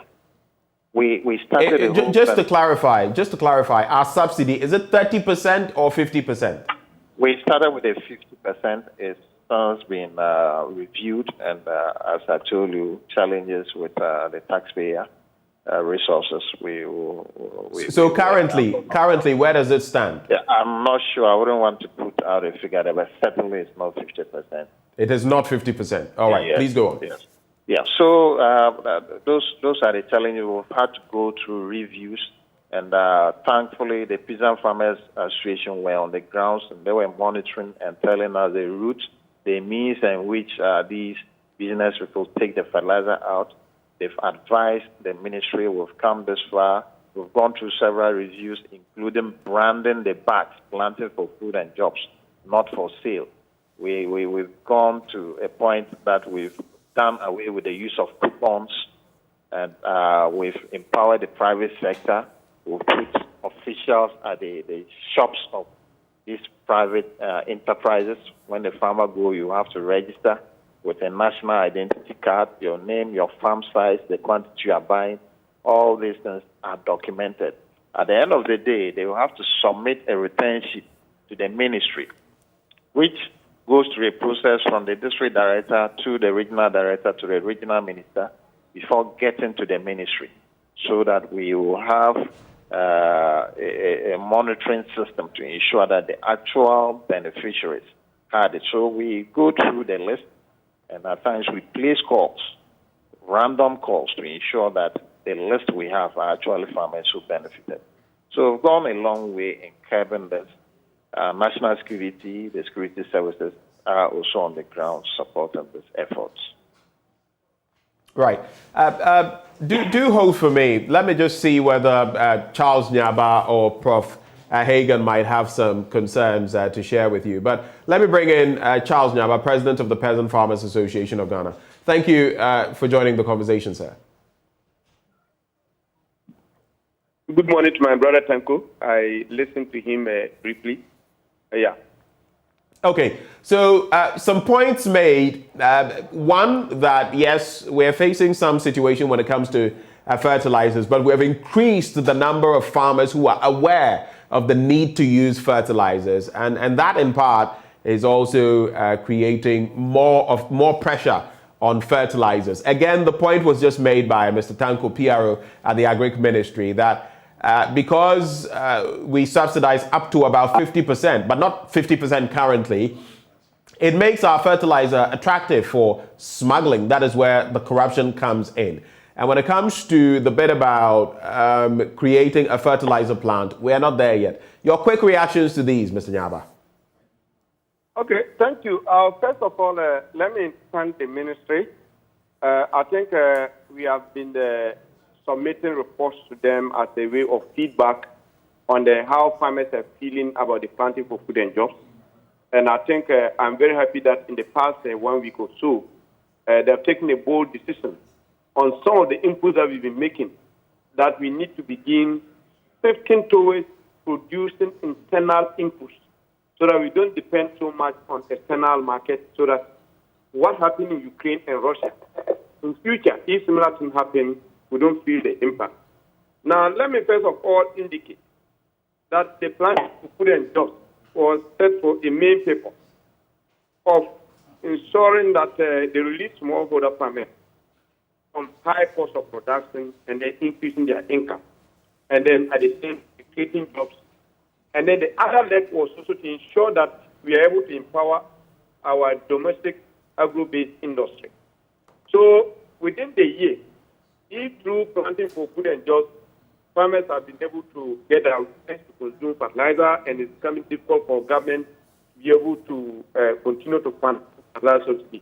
That is something that I think government is taking a bold decision on exit strategy, but that has not been done. So whilst I acknowledge government for all the efforts that they've been doing, I think there's one thing, that one major mistake that has been made, which is affecting our food supply at the moment. The failure of government to pay contractors, they themselves have engaged to supply fertilizer. I didn't quite catch that, Mr. Nyaba. The failure to do what? The failure to pay fertilizer importers. That government itself contracted to supply. And that is one of the major factors that is causing the recent food shortage in the market. This is because in 2021, we did indicate some of the challenges that the farmers are facing, and that if those challenges were not addressed, it's likely to affect food availability in 2022. And one of the major issues that we mentioned was the fertilizer importers refusing to supply fertilizer due to government inability to pay them. We spoke this, I think the Minister of Food and Agriculture understood, but so the Minister of Finance was not willing to pay. And as we stand today, the same issue is still lingering. Even with all these food high prices that we are talking about, and the fact that we are being warned by the UN and the APO, that food price looming is likely to continue. The frustrating me is that the Minister of Finance is not still ready to pay fertilizer importers for what they are supplying in 2021. And if those issues are not addressed, it's likely to still continue to affect our food supply going forward. Now, one thing that I'm very happy of the ministry, which I will want to commend them, and that is to continue to do, is they are now thinking within on how we be able to produce our own input, especially the organic fertilizer. Organic fertilizer is coming with a lot of advantages. One is protecting our biodiversity and ensuring that consumers are eating healthy food. Two, we are creating jobs, because most of the organic fertilizer companies are located in Ghana here. So we need hands to help in producing this product. Three, reducing cost of production for the farmers themselves. I did a project for maize, and I bought 10,700 to produce 1 acre of maize using the chemical fertilizer. Fertilizer alone is taking 2,050 because if you're doing a maize with a heavy feeder like Pania, you need 4 bags of NPK, of which a bag is going for 400 Ghana cedis, and then 1 bag of urea, which is going for 450 Ghana cedis. Now, with the organic fertilizer, nothing less than 150 Ghana cedis for the entire life of the plant. So instead of spending 4,050 Ghana cedis on fertilizer for 1 acre, with organic, you are spending only 150 Ghana cedis. So the organic is coming with a lot of advantages, and I think that if you do that well, in future when they're receiving external pressure, we are likely to really see other people dependent on us for food. It's sort of, we have to be crying about price inflation. All right. Let me briefly, before I come back to Professor Hagan, let me go back to Bagbara briefly. So this thing that is said by Charles Naba, this point that is made by him, that part of the problem is the fact that government contracts suppliers, get us the fertilizer, but you end up not paying them. You delay in payment and all of that. What is the problem there? Yes, so thank you very much. And I think what my senior brother said, Dr. Charles Nyaba, is the truth. So it got to a point the Honorable Minister had to speak about it and made some follow-ups to the Ministry of Finance. And as a result of those moves, some payments were made. So we acknowledge that that has been a short fall on the part of government because as a businessman, you need your capital. If not, the business will come collapsing. And we are all aware 2 years now the freight have increased at the port, and bringing in fertilizer has been a challenge. I think that was the part of the problem, but we've come far in terms of payment. I know many. How far exactly have you come in terms of payment? I mean, give us some. I don't have figures, honestly. I don't have figures here to speak to. Currently, I'm on the highway, so. Right. But I get you. You may not have facts and figures, but I'm saying, for example, can you say that, for those who supply us with fertilizer, we've paid about 30%, 50%, or a chunk of them? What can you say in that respect? I'm not expecting you to give. I would say a chunk of them have been paid. As a result of the efforts the minister made, government paid a chunk of them.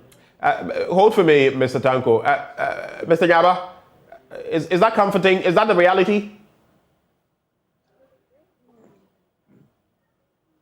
Hello, Mr. Nyaba. Yes, hello, can you hear me? Is that the reality? No, I don't think so. Mr. Tanko says a chunk of those who supply fertilizers to government for onward distribution to farmers have in fact been paid. No, I don't think that is correct. Because I've spoken to a number of allied companies, not as early as yesterday, and they were lamenting that if we want them to supply soldier fertilizer, we should tell government to pay them. So why would they be saying that when they actually receive payment? But I can understand my brother. But Mr. Nyaba, you've not interacted with all of them. He's saying a chunk. A chunk is a good part. We don't know which ones you've been interacting with, so we can't also say it is. No, I've spoken to a good number of them, and I think if payment is done, it's always it's public. We all know. They will not deny that they have received payment when payments were not done. So I'm speaking from I'm speaking the facts.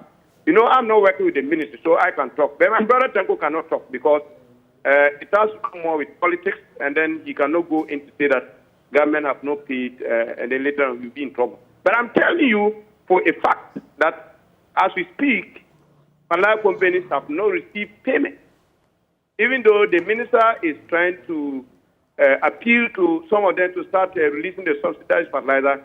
I've spoken to 1 or 2 or 3 companies who are willing to supply. But it is not that they have received payment. They just want to, fulfill their commitment to government. So to me, what I'll continue to say is that let's all add our voice if you want to actually address the food security situation. Otherwise, next year, the situation is going to be worse. You remember, in the last 3 months, when I did indicate that people should buy food and stock because prices are likely to shoot up, I was being crucified. And we always talk based on facts that we take on the ground. And I can still talk on authority that if we are not addressing this problem, next year the situation is likely to be worse than we are facing. What we are facing today has to do with the problems in last year, which were 3. One has to do with the failure to pay fertilizer companies. One has to do with the high cost of inputs, agrochemical, tractor services, and what have you. The other one has to do with climate change, which has also affected productivity. Last year, there was no Ukraine or Russia war, and that's where we are. Now, this year, we are adding Ukraine and Russia war to it, which is also affecting input supply. So it means next year, the factors that will cause low supply of food are higher than that of 2021. So if we don't do fast in addressing these issues, next year the situation might not be too good for us. Then let me also indicate that I'm happy with the ministry for coming on board, quickly bringing in more organic companies, subsidizing them, and asking them to go in and then start distributing the organic fertilizer. That is good. So I think where the farmers get used to organic fertilizer, in going forward, all this issue of having to depend on external people for fertilizers would have been added. All right. So Charles Nyaba saying that, do hold for me, Charles and Bagbara, but Charles basically saying that if we don't do certain things, next year will be even worse than this year in terms of access to fertilizer, in terms of production, food production, and of course, in terms of food prices as well. Let me bring in Prof. Hagan. You've listened to Charles and Bagbara interacting. You've patiently waited. Thank you for your patience. What do you make of everything that has been said so far? Bagbara says they have the situation under control. They are trying to remedy some of the problematic areas like smuggling, like the fact that, well, some contractors don't get paid for the fertilizer, which also means it impedes the chain and all of that. But Charles Nyaba is countering that. He says, no, a lot of them are not being paid. And there's the issue, core issues to tackle. If we don't, next year, the problem will be worse. What's your take? Yeah, thank you very much. Very interesting discussion. I don't think as a country we see agriculture as the backbone. I don't think so. I don't think so. I don't blame this government alone. Successive government have not been very responsive to some of the issues in agriculture. Why am I saying this?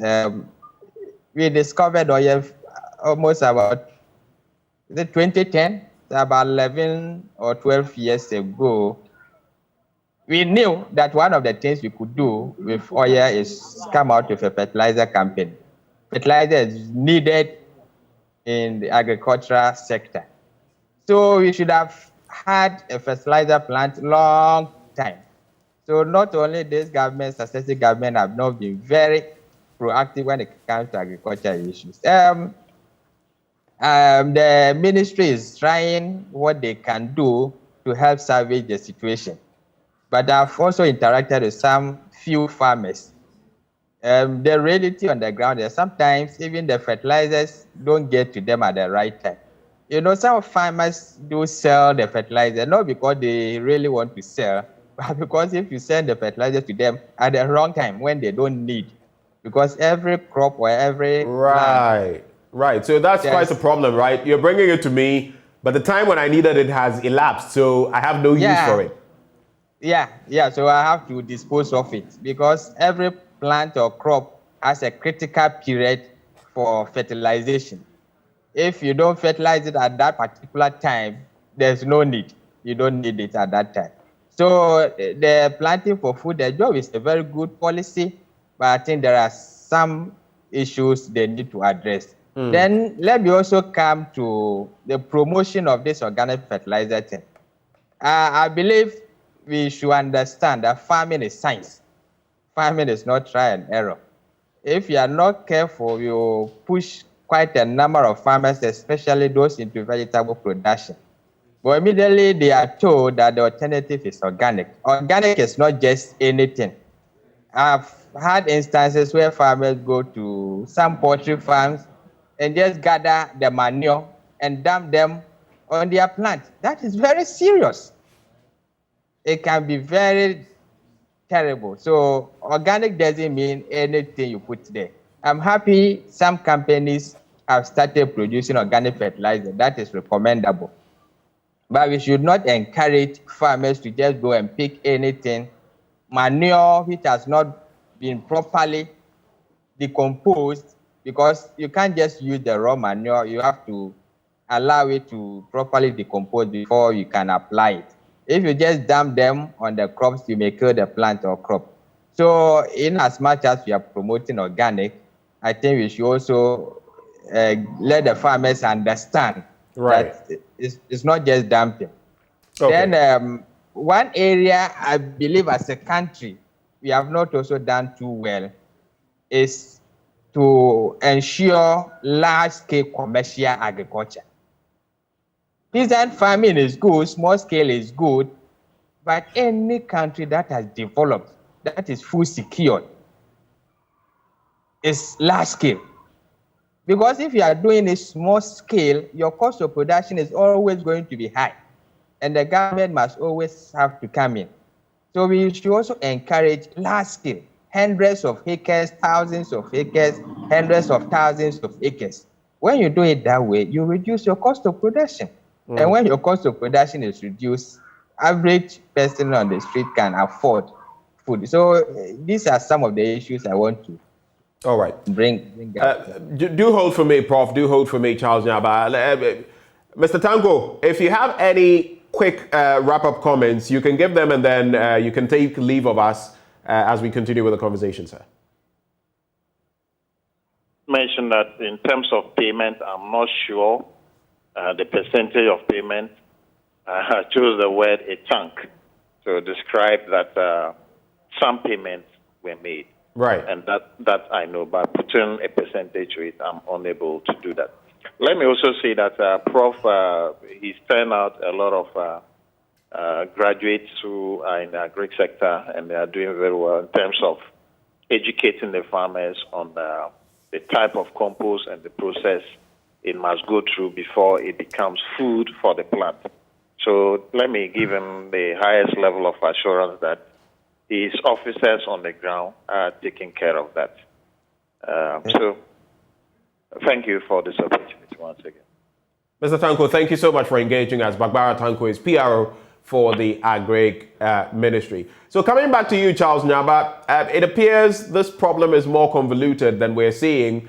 The Agri Ministry speaks of an acute shortage of organic material, organic components for fertilizer. Now we have to deal with, well, the other issue of smuggling, the other issue of not paying, contractors, the other issue of even farmers not being aware of, how to use some of these organic fertilizers. There's also the other issue, again, when it comes to these farmers. The fact that sometimes the smuggling is not because the farmers want to smuggle, like Prof mentioned, but because they get the inputs at the wrong time.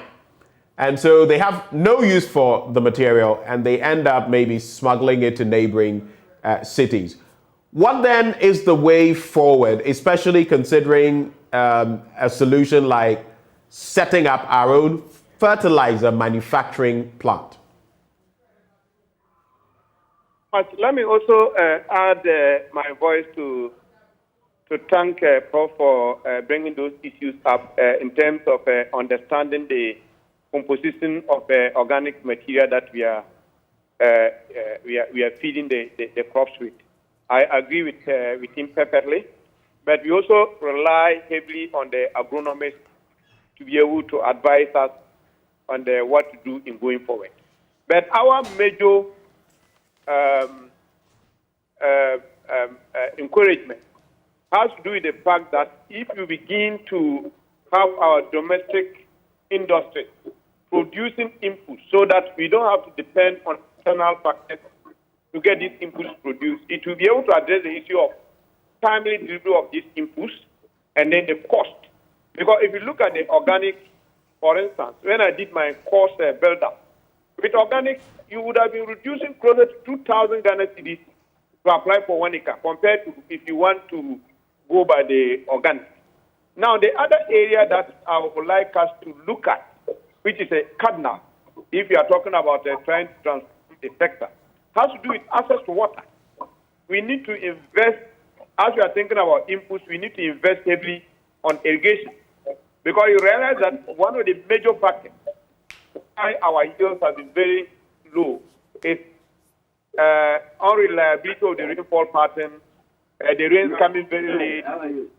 So all these factors are things that I think government need to consider in going forward. But let me finally also applaud the Agri Minister. I think I've engaged him in recent times, and then I realized that he's open to advice from stakeholders, especially farmers, telling their experience on things that should be done. This proposal for organic is coming from farmers, and I'm happy when we met him the way he received us. And there are other issues. We even talk about the subsidies, and then he did indicate that it's working very hard with the finance minister for the companies to be paid so that they will supply some of the fertilizer for this year. So I want to commend him for that. And I just hope that the finance minister will also give the same positive response so that we'll be able to address the issue of food security in 2023. Right. Thank you. Do hold for me. Let me bring in Edward Karewe, Secretary General of the Agric Workers Union. So this is how far we've come. I'm sure you followed the conversation up to a point. We've spoken about the shortages. We've spoken about the role of Russia and Ukraine. We've spoken about our own lack of forward thinking or futuristic thinking. We've spoken about the fact that use of fertilizer has increased because now there are more farmers who are aware of the need to use them and who are willing to use them. But we've also spoken about other challenges. Smuggling, we've spoken about the fact that even sometimes the smuggling is on the back of getting the inputs at the wrong time, so the farmers cannot use them. What for you are the core problems when it comes to the lack of or shortage of fertilizers in the system, and what should we be doing to prevent food shortages next year? I think this is a very loaded question, double barrel indeed. Let me look at the fertilizer first. You know, fertilizer by itself is a very expensive commodity input because it is not even produced here. That makes it even more serious. You know, so even if it's produced here, it does not mean that it will not be expensive. But the situation is where, because it's not produced here, and we have to use foreign exchange for it. Two, the fertilizer itself is not. It's not a mono commodity. To mean that if you get one fertilizer that enters, there are different types of fertilizers which you need to use as a farmer to be able to actually increase your yield. You need those fertilizers that are needed at the time the crop is growing. Then you need the one that is used to get the crop to prepare for the seed. So fertilizer is critical here. And because of the bulk nature of it, you know, it is very difficult to easily to carry. So all those things are big issues which we need to properly look at how first we can acquire the fertilizer, take it to where it is most needed, you know, and then it is really stored there at the immediate reach of the farmer without necessarily, you know, pushing up the price to a point where the farmer cannot buy. So that is how we need to deal with that. And also, because of our own experience, this fertilizer has multiple uses. We even have heard that the fertilizer, when it is combined with some other chemicals, can be used for explosives and so on. Maybe in Ghana, that may not be much of a need, but in other places outside Ghana, our neighboring countries, it could be. And because of the smuggling of the fertilizer, which is an incentive, a huge incentive for smuggling of fertilizer, because it's not only about those who initiate it, but they have got accomplices all along. And sometimes you don't want to say it, but you need to ask questions. You know, we hear a whole lot of information. Even those who are supposed to ensure that things do not get out of this country are involved. Either public authorities at the assembly level, at the border officials, and so on. So it's a huge challenge for us, which we need to sit down, identify all the real challenges, and then see how we can deal with them. Otherwise, we'll just be spending more money, buying fertilizer, and then getting it out of the country, and without necessarily reaching its target group, which is the farmer. And so for you, from where you sit, do you then agree with the likes of Charles Nyaba, who suggests that if we don't get some of these crucial issues dealt with, because we're facing problems before Russia-Ukraine, now Russia-Ukraine has compounded the situation, and that if we don't deal with them critically, we are going to see even worse of a problem next year, which could also impact food security. Do you agree with him? You just see that even without the current challenges, that is the external challenges, the Russia-Ukraine war, we were already struggling to deal with problems that we ourselves have created. You know, our policy framework has created problems for us because we fail to deal with them. Smuggling of fertilizer is not a matter that is external. It's a matter with them. Look, and it's a matter that has been with us all this time. And we know the problems, but we just simply are not ready to deal with it because, you know, those who have the power to deal with it are one way or the other benefiting from it. And when I talk about those who have the power to deal with it, people in public authority, you know, are benefiting from all these things. Because either from Accra all the way to the district, and then to, like I'm talking about, border crossing and the rest.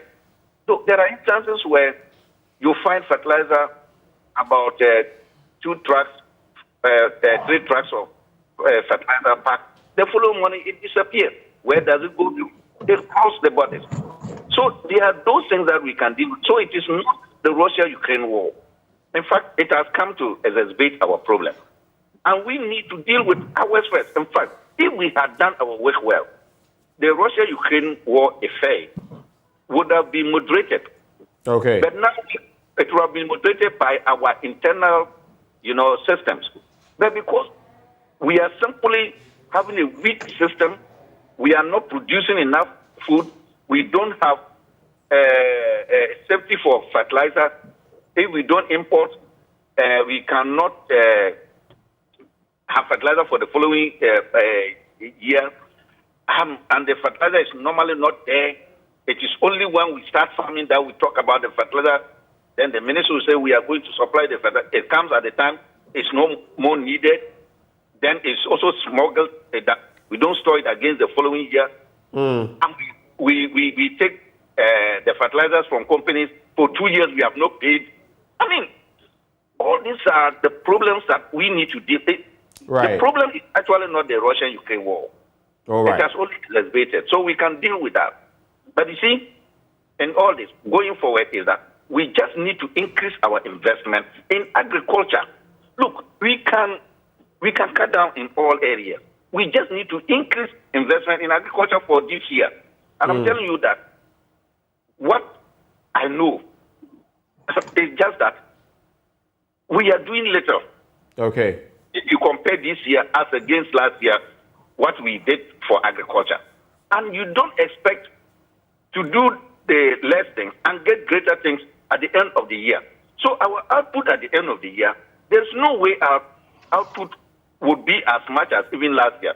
And even the last year's output, that is the 2021 output, has been inadequate. That's why we are in this food crisis early in the year, not in May, but even early in the year, in January, February, we were already in food crisis.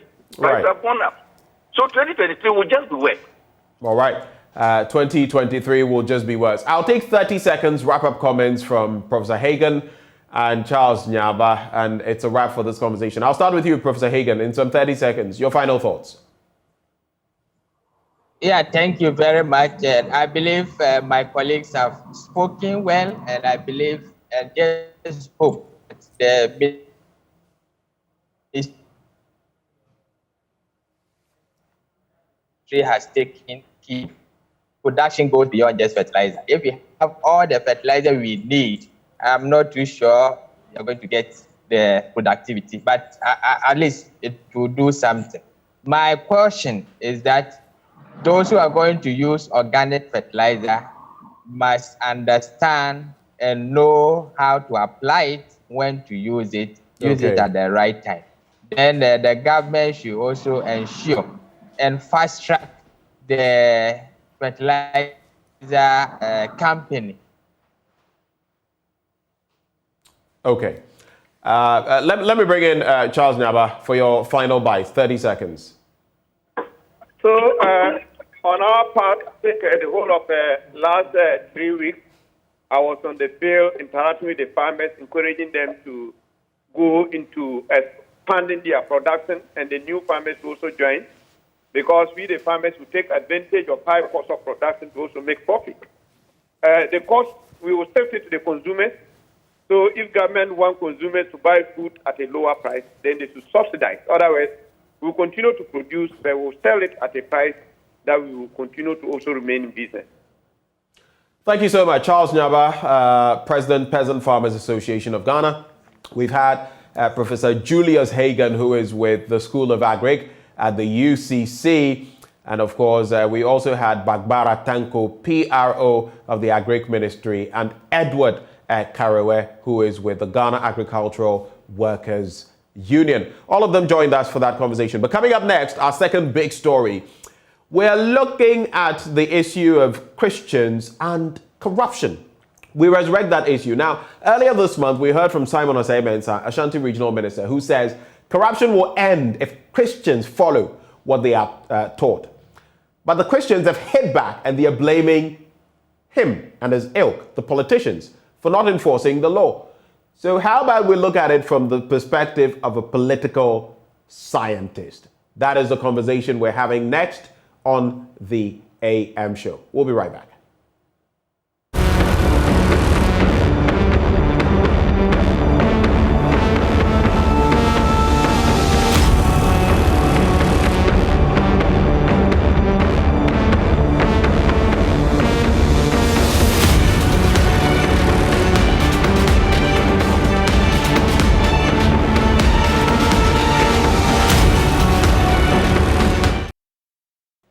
All right, so let's get into that conversation now. Are Christians responsible for the corruption in the system, or by extension, those of us who adhere to different religious faiths, are we responsible?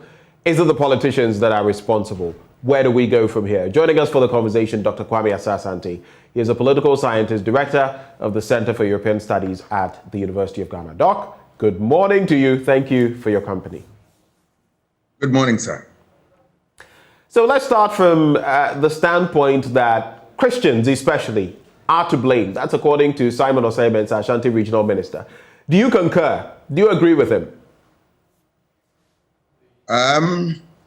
Partly so, but I also disagree. Why am I saying that? The issue we are looking at has a number of perspectives, and that we can apportion all to Christians. No. It's a societal problem that we have lived with over the years without doing something meaningful to address it. So we have arrived at where we are now based on a number of factors that have really contributed to what we have now. What are some of those factors you see? Right. If you look at the volatile nature of politics, I have no doubts in my mind that that is also an important factor. Politics, as we have learned from scholars such as J.B. Miller, such as Alan Bohr and all that, politics is conflictual. So anything that has conflict underpinning it, obviously, is volatile. So if you talk about issue of corruption and the nature of it, obviously you are going to incur the wrath of people, those who are neck deep in corruption, those who are beneficiaries of corruption. We are not going to spare you. Even though they are wrong, they are going to take you on. And I'm sure some of these things have eluded the attention of Christians, for that matter, religious leaders, that they don't take into consideration that, hey, this is a volatile subject, and that I need the courage, I need the tenacity, I need the knowledge, the information adequate enough to be able to address it. Once you ignore this, you are going to be attacked. Two is the issue of the politics seen as a public affair. All right. If you look at politics as a public affair, anything within the sphere of politics, for that matter, corruption, all right, strictly speaking, people are interested in. And what is more is that if you look at the effect of corruption on governance or on politics, everybody wants to understand what is happening. Let us look at even figures on corruption. There was a time that we had African leaders, some of whom were very rich than their country. Mobutu Sese Seko was a typical example. We have learned recently that about 3 million of Ghana cedis slipped through our fingers through corruption. That is from GII, Ghana Integrity Initiative report. I think you mean 3 billion. I don't know, because annually we're losing anything between 2 to about 5 billion when it comes to corruption. So I think you meant billion, right? Yes. If you look at this quantum of money and what it would do for this country and the people of this country, I'm afraid if you want to touch on that subject, everybody is alert and want to know whether you'll be able to deal with the subject head on. If you look at, beside this, you look at the way Christians or Christian leaders have been handling this subject. Some of them have been fair with the issues, and some of them have been very hypocritical about the subject. We have to put it bluntly. All right. Some have looked at the facts on the ground and have discussed them according to the facts on the ground.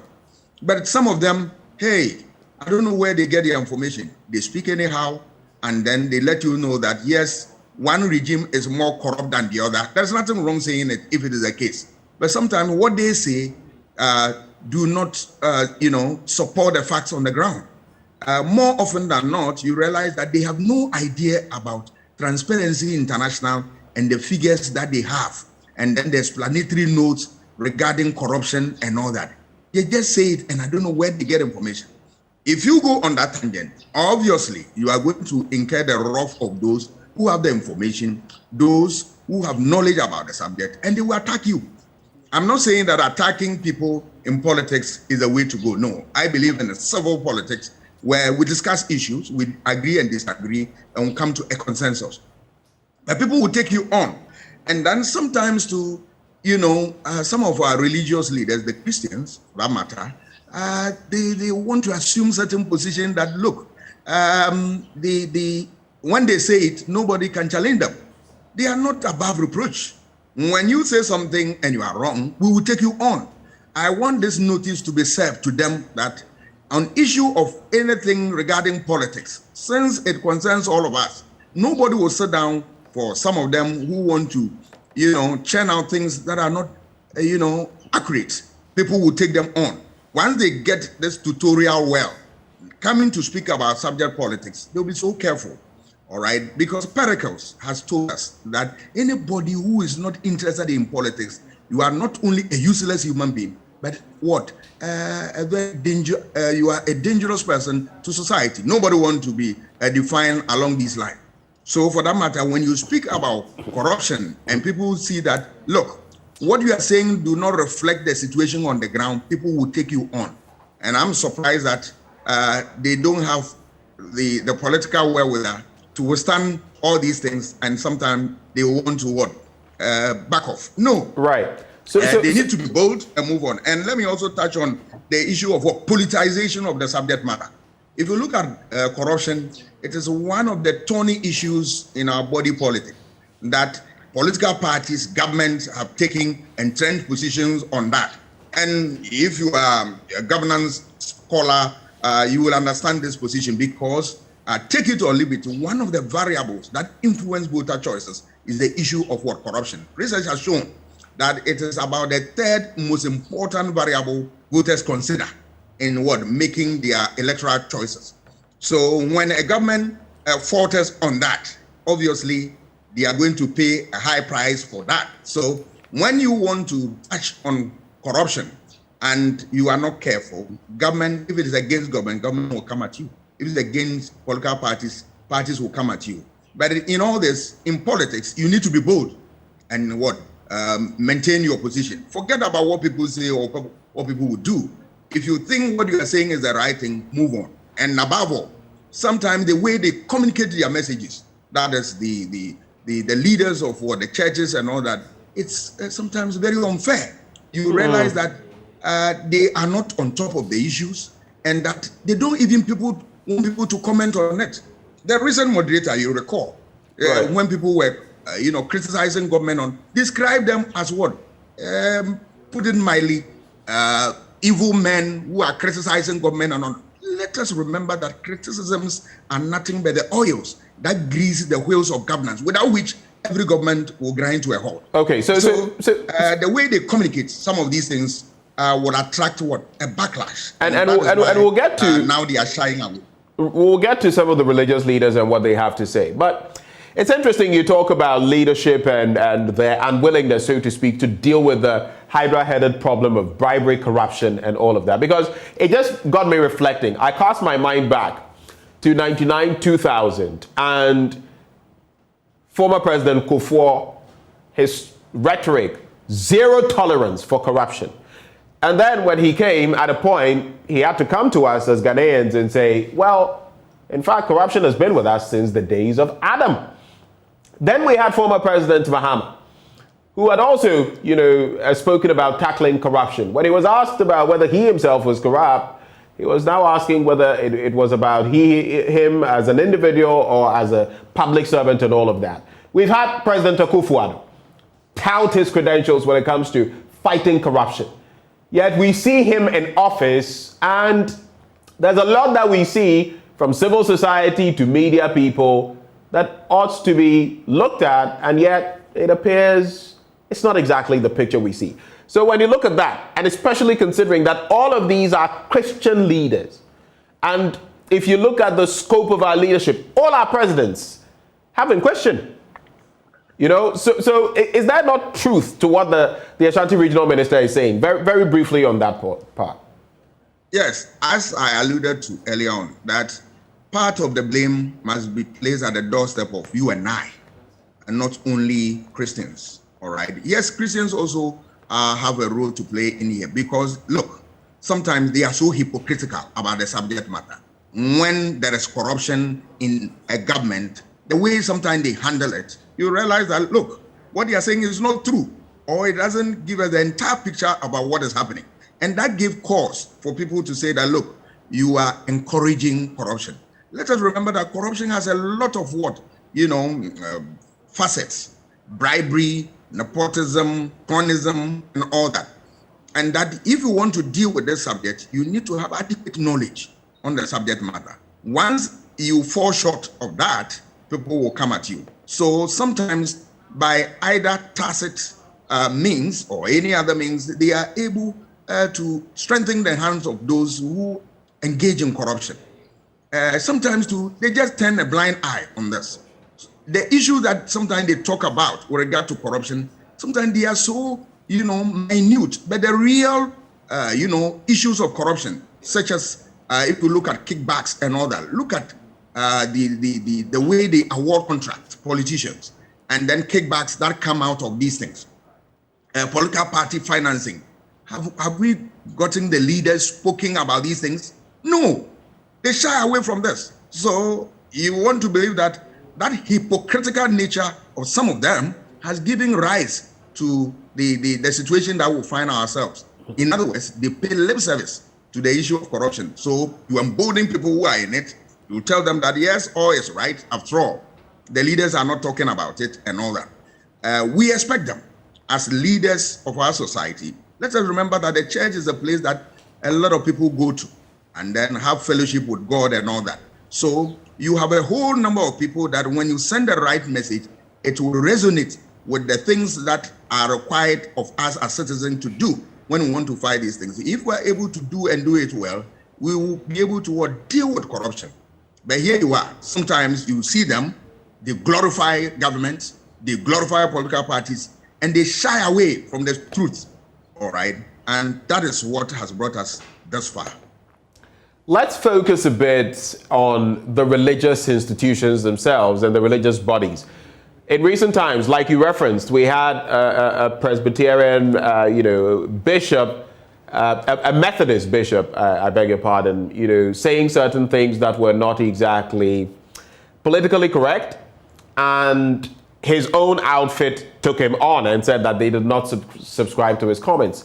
But we've heard again from a former Presbyterian moderator in the person of Reverend Professor Emmanuel Mati, who was vociferous on the matter of corruption some years back. Now, he's been speaking just yesterday, and he points to the fact that, look, some of us can no longer speak on these matters, or some pastors are no longer speaking on these matters. One, because they are likely to get insulted, or they do get insulted.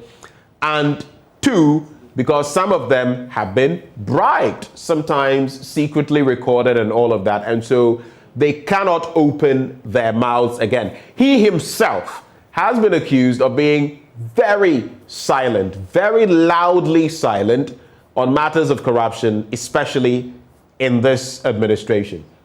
How do you react to that? Yes. Some of us are surprised that we have not heard him for a very long time. We recall the statement he made when NDC was in office, attacking the government on issue of corruption. We have heard nothing from him, all right, in that regard. Yesterday, I listened to him, and he was saying that in the Presbyterian Church of Ghana, it is only the moderator who speaks on this matter, and it's not the former moderator. Yes, we want to accept that yes, now that you are out, you can speak the way you want to because there's somebody in office. But he contradicted himself by saying that he sometimes also sends text messages. Then I asked myself, is it also part of the communication? It is. So if you send messages, then I want to know the type of messages you send. Does it relate to corruption? Are you addressing issue of corruption? And who are those you send the messages to? Is it the media or what? Then I want to believe that he's still communicating. So now that he is conspicuously missing in the conversation of what? Corruption, then he opened himself up for attack. Because the people will ask you that, what you did in the previous administration, are you saying that in this government there is no corruption and that you have turned a blind eye to that? And that is where I differ with the professor and the moderator. That, look, once you are talking about governance, it's a daily affair. And that what you need to say at each material point in time, you don't hesitate at all. And you say it. Once you drag your feet, once you bring out a certain posture, then people will define one another way and then they will attack you. That is it. I don't support verbal attacks on people. Let us discuss the issue. But look, people must be prepared for criticisms. And I've seen that with the Christendom, some of them, not all of them, are not ready for criticisms. And I'm surprised that you want to take a swipe at government or a political party, but you yourself don't want to receive you don't want to accept criticism. That, for me, is strange. I have seen, rhetoric, documents, and all of that from the Ghana Catholic Bishops' Conference in recent times. I think I've heard the Most Reverend Philip Name, for example, speaking and talking about the fact that, look, Christians, Catholics especially, if you feel you're good, don't shy away from politics. Get into it, because that is how we can change the script. That is how we can remedy the situation. If you feel it is bad nuts who are ending up there and enriching themselves, self-aggrandizement, how about you go in there and set an example? That's another side of the coin. What do you say to that? I don't know whether the person advocating for direct political practice, or he wants just the advocacy of it.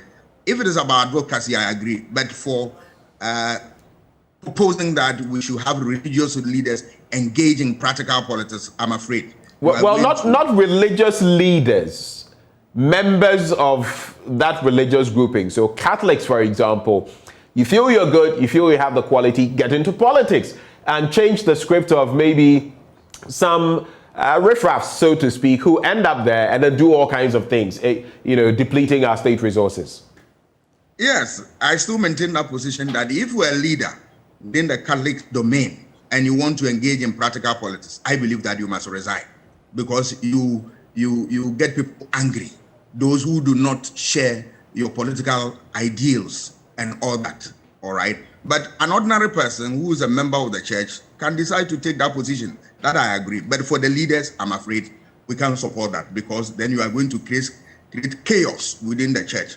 But that is not to say that, look, if you are a leader within the church, you can speak about the ills of our society. Let us remember that whether we like it or not, we are all part of politics from birth to death. So decisions, actions that political leaders affect us. So you cannot sit down and gloss over them and think that all will be right. If you have the microphone, you have the public platform, speak about this and let's see how things will change. But suggesting that we should allow them to be very practical in politics, that is a different conversation, which I don't think I share my views on. When it comes to the other bit of what Reverend Professor Mate says, he also says that sometimes corruption also has a field day because guess what? Ethnicity comes in. So you see that Asamesi is not doing the right thing, this person or that person, but that person is from your ethnic grouping. And so ethnocentrism comes in a way. How do we deal with it from that angle? You see, we can borrow a phrase from public administration, which says that sine era est due, without passion, without hatred, all right? You speak about the issue that concerns public, irrespective of political interests, irrespective of ethnicity and whatnot. It's about what? You know, how we govern society. Ethnicity, religious connections and all that do not come in if you are serious about politics. Once you tie your apron string to any of this, I'm afraid you are not in politics. You are in something else. Either you are in a mobocracy or something which is not what? Democratic at all. If you really want to correct a system, you don't look at whoever is in play. And that is why institutions come in. If you have very strong institutions, the institution must be able to work. And here, when I'm talking about institution, I'm not talking about the buildings that you see with regard to parliament and then office of the president and whatnot. But we are talking about rules and regulations, procedures, norms, and all that.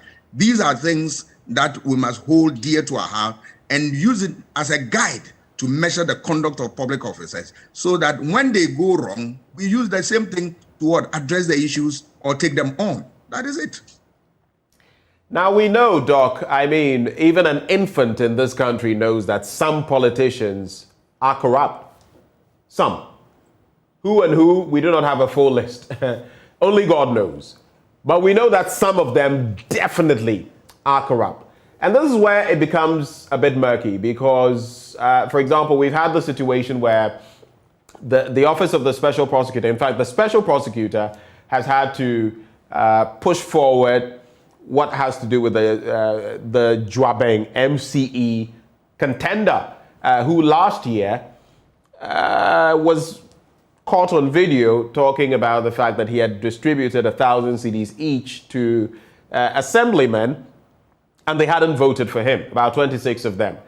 We also have the current issue of, a very unfortunate issue, of Sir John and his bequeathing even portions of the Achimota forest and so much property when you look at the timelines and people asking, wow, so if you can acquire such, property within such a short span, then what does that point to? I pose these questions in terms of asset declaration, an area where we're still bleeding as a country.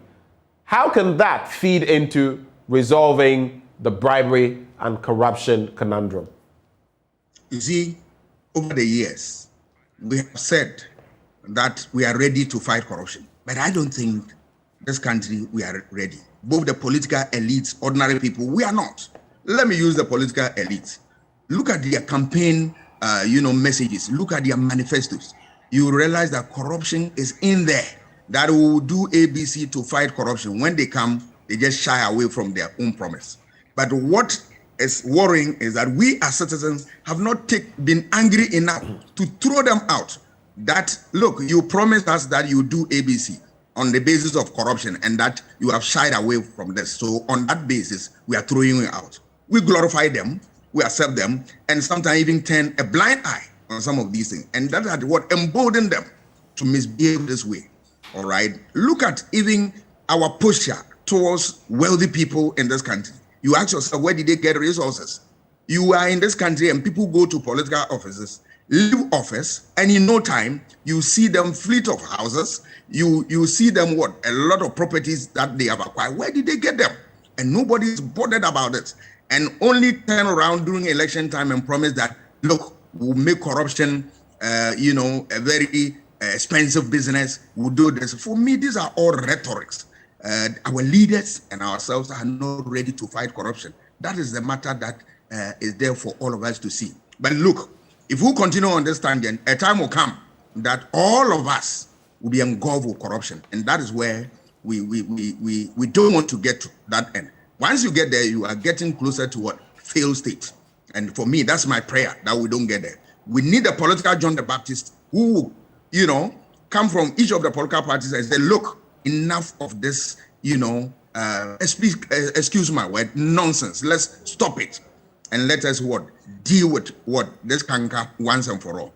If we are not ready to have such a political leader leading us, I'm afraid we'll all go circles, and at the end of the day, corruption will engulf all of us. I am worried because the effect of corruption is so huge on ourselves. We need to sit up as a people and make sure that we make corruption a very expensive business for political elites, for ordinary people, and all that. There are certain institutions in this country that if you look at the salaries that they take, something meager, and look at the personnel who work there, affluent lifestyle and all that, and nobody questions them. People drive a lot of expensive cars in this country, and nobody questions them. How do they account for the wealth that they have? Look at the issue of what, as you said, the declaration of asset. The law that we have is a joke. It's a mere joke. That we are not ready. It tells you that this country, we are not ready to fight corruption. Because if we are ready to fight corruption, there are a lot of examples that we can borrow and make amends with the law that exists. We have closed our eyes to that, and we have something representing asset declaration in terms of law. It's nothing but a waste of everybody's time. Maybe your concluding thoughts on this. The special prosecutor, Kesia Jabeng, has been saying that his outfit has enough evidence to proceed with the prosecution case against former CEO of the Public Procurement Authority, Ejenim Boateng Adjei, and his brother-in-law, Francis Kweku Ahen. What would you like to see in this respect? That'll be my final question. All that I want to see is that anybody who crosses the line without fear or favor, sine era is to do principle, must be applied. Take the person to the appropriate forum, that's the law court, let him defend himself, and that's it. Democracy is anchored on rule of law. I don't want any arbitrary decision taken on people who have been accused. Just put them before the right forum, and then they will have opportunity to defend themselves. That's it. Okie doke.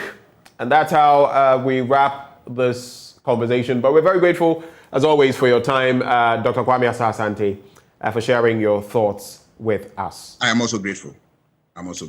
So moving on from there, when we return after this break, it's a conversation on Ghana's dams. Now, research actually tells us that some 54% of our dams are flood prone.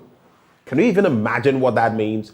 Now, Ghana is expected to experience more acute climate hazards such as flooding, which we are seeing now, but to a greater extent, as well as more frequent and intense drought.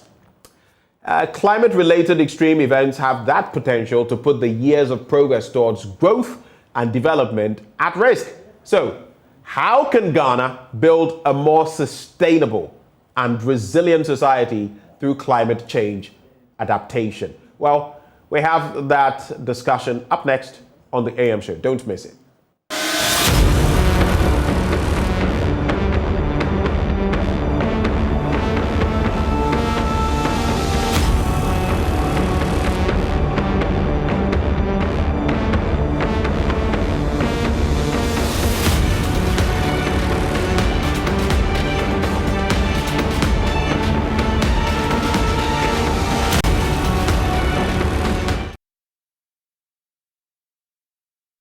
All right, thank you for staying with us. And we get into that all-important conversation about sustainability, especially when it comes to the issues we're about to contend with.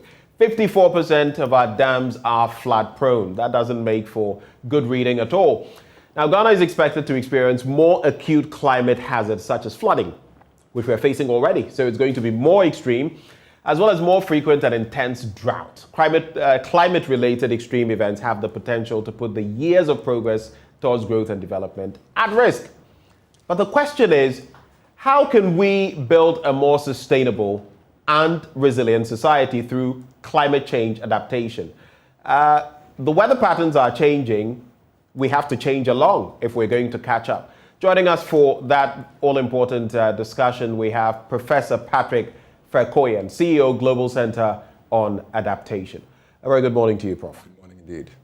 And I'm looking at this new roadmap for resilient infrastructure in a challenge, in a climate that is as challenging as we face it. But my question is, why the study in the first place? What motivated this? Well, the motivation behind this is the realization that Ghana is in the eye of the storm. I mean, it's recovering from COVID, food prices are up, energy prices are up, inflation is up because of the Ukraine crisis.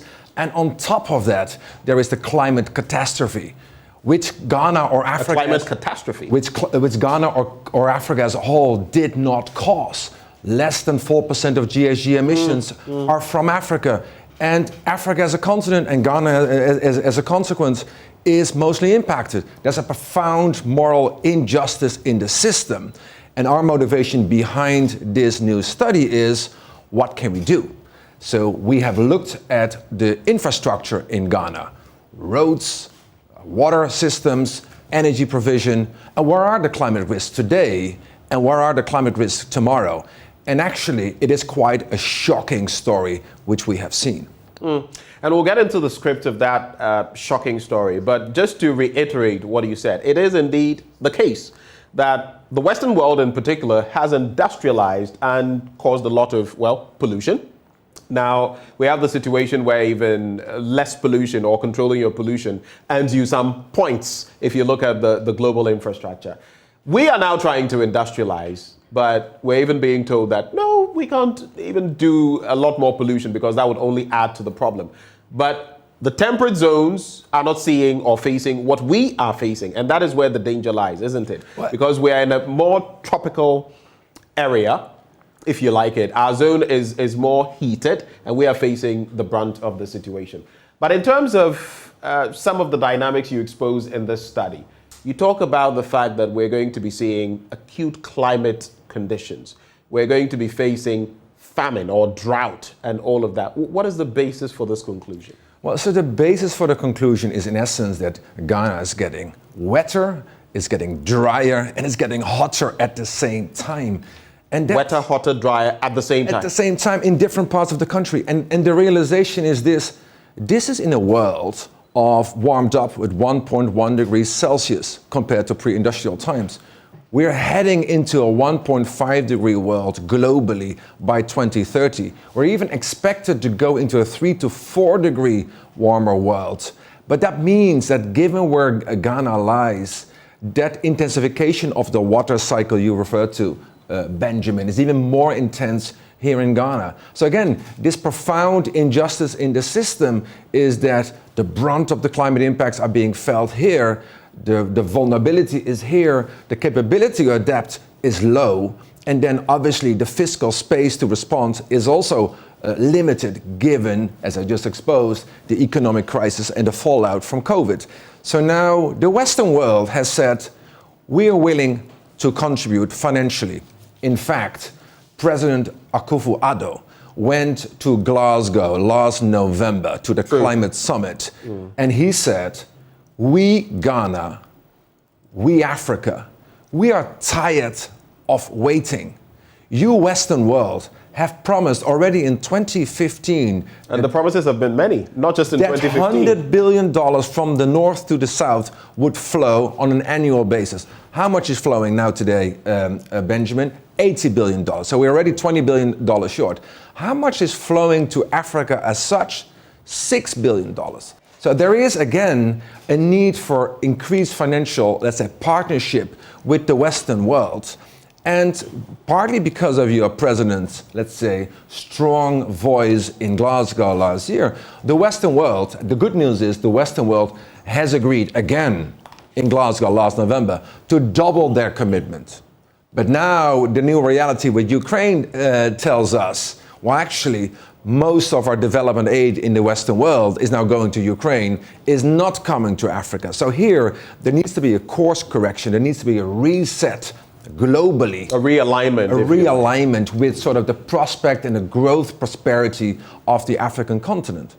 And how exactly do we go about that? Because when you speak of the fact that even when you look at the 80 billion out of the 100 billion that was projected, with a shortfall of 20 billion, and the fact that just about 10% or less is coming to one of the worst affected places on the planet, which is Africa, where do we go from here? What do we really do? Because now you're saying again that these funds are being diverted, well, some of it, to Ukraine. How do we remedy that? So I think the starting proposition is it's smart economics.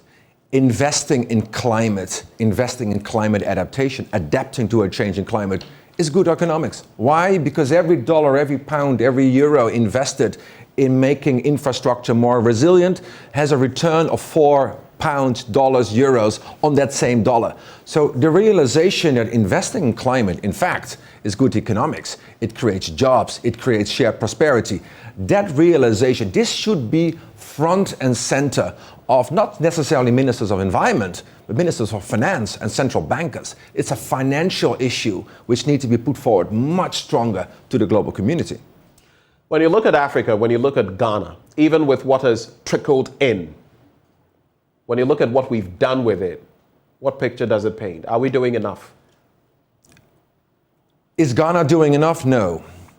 We've seen the floods last weekend, and again, that's under the current climate scenario.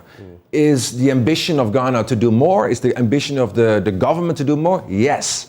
I mean, when your president indicated we are now going to implement the roadmap, which we're going to discuss, I suspect, in a second, but we only have limited fiscal space to invest. So again, this partnership which needs to be created. Domestic resources need to be put on the table, which is 20% of the total footing the bill, but that 80% needs to come from somewhere else. And where does it need to come from? International capital markets, development cooperation, African Development Bank, World Bank. That whole financial engineering now needs to take place. And I think Ghana is very well placed as a stable democracy, as a sort of recovering economy, to put climate front and center of the economic recovery from COVID. All right, so let's get into the roadmap, and that's quite a bulky document you have in front of you, but it encapsulates quite a lot in terms of the research, the studies you've conducted. Let's break it down. You touch on areas such as transport, for example, and you speak of the fact that, okay, so you have roads, road networks and the rest. If there's a landslide, for example, all of these climatic changes could result in losses of about, what, $3.9 billion for Ghana alone? Precisely. So give us the breakdown. What went into the study, the different dynamics? So just the basics. We looked into the existing infrastructure in Ghana. Transportation, as you referenced, energy and water supply. And we looked at where are the risks? Where are the opportunities to invest? So we have identified 35 investment propositions in Ghana. How much does it cost to really invest this roadmap? Because as you said, Benjamin, this is a bulky document, and the document is trivial if it's not getting implemented. But what's the price tag of implementation? $1.3 billion. That's $1.3 billion. That's not trivial.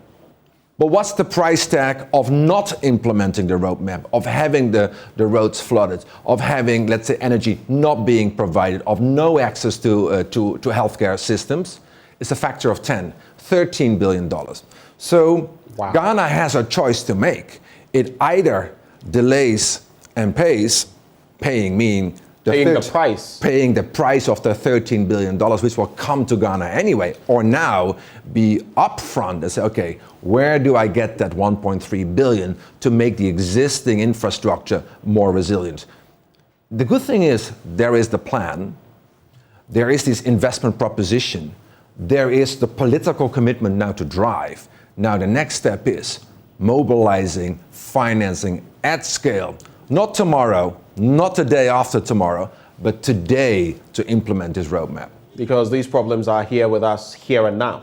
Well, as you could see here in Accra over the last few, floods are not new, but floods are intensifying. Droughts are not new, but droughts are intensifying. Landslides are not new, but they're intensifying. So, and that's again just the sheer realization that we're now living in a 1.1 warmer world, but already by 2030, that's 8 years from now, we're in a 1.5 warmer world. Even if we meet all the global promises in reducing our carbon footprint, we will be in our 1.5 warmer world. And I mean, every fraction of a degree warmer has massive implications. It has implication on farming, on farm produce, on even the quality of produce you will get. It has an impact on the quality of our lives, even. I mean, even in terms of, for those of us who have melanin, it would be easier dealing with it. For those who don't, such a warmer world will have impact on things like cancer development and all of that, skin cancer. So it's quite a bit to look at, right? It's quite a bit to look at. But I want to look at it from the bright side. And the bright side is this. Investing, that's my basic message, which I would like to share with you. Investing in climate action is smart economics. Let's look at that, investing in all of this, because, so 1.3 billion. But you know about our own economic constraints here in Africa, here in Ghana, and especially on the back of the global pandemic, COVID-19, and the Russo-Ukrainian war. What would you say? Should African countries, should the likes of Ghana sit and wait for the Western world to feed it with the needed funds, or should we take it upon ourselves and whichever way we're going to go about this, internally get what we need to ramp up this entire project? And I say it from the standpoint of the West has failed us, so to speak, in terms of giving us the requisite funds. So what do we do? What do you propose? My proposition is very simple. Africa is tired of waiting. Africa can't afford to wait. But Africa cannot afford to pay the whole bill. Let's look at Africa as a whole, sub-Saharan Africa. How much are the financial needs for adapting to this changing climate today on an annual basis? $33 billion. How much is flowing from the West into Africa to pay that $33 billion? $6 billion. So there's a massive shortage. So what African leaders... That's about a shortage of about $27 billion. Indeed, on an annual basis. So what have African leaders done in the last few months? They came together under the helm of the African Union, and they said, you know what? We have a plan. We are going to build the largest adaptation plan for the continent. Africa Adaptation Acceleration Program. What will it do? It will make farming more drought tolerant, particularly in the Horn of Africa. It will build infrastructure more resilient, such as here in Ghana. It will get young people to work in green sectors, and it will get financing to flow. So how will that work then, that financing to flow? Well, Benjamin, you know, the Western world mobilized trillions, not billions, not millions, trillions of dollars overnight to address the COVID crisis. And where was that trillions of dollars invested? In the Western world. So money in the system is not the issue. It's access. There is the money. It's access to these resources. Well, there is something like the Green Climate Fund. How much money is there? Roughly $10 billion. Well, the realization is that African institutions, Ghanaian institutions, do not have access to that $10 billion. And why is that? Because the system is really complicated to apply to these resources. So what is needed here in Ghana, for example, we need the institutions, the financial institutions, to be fit for purpose, to access those global funds, to come with proposals, with propositions to extract these resources and to get it invested here in Ghana. Again, good for jobs, good for the economy, and indeed, as you indicated, it's good for our health.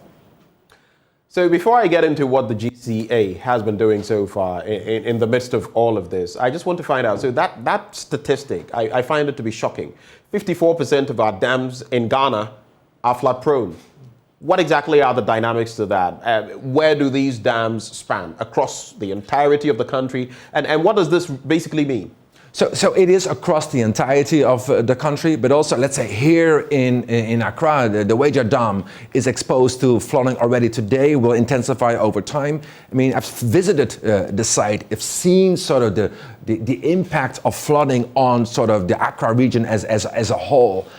It has massive implications for lives and livelihoods, businesses being closed, people cannot access schools, hospitals. Again, society as a whole is greatly impacted by these floods. But at the same time, similarly, we have, let's not forget the droughts in the north where labor and agriculture productivity is going down.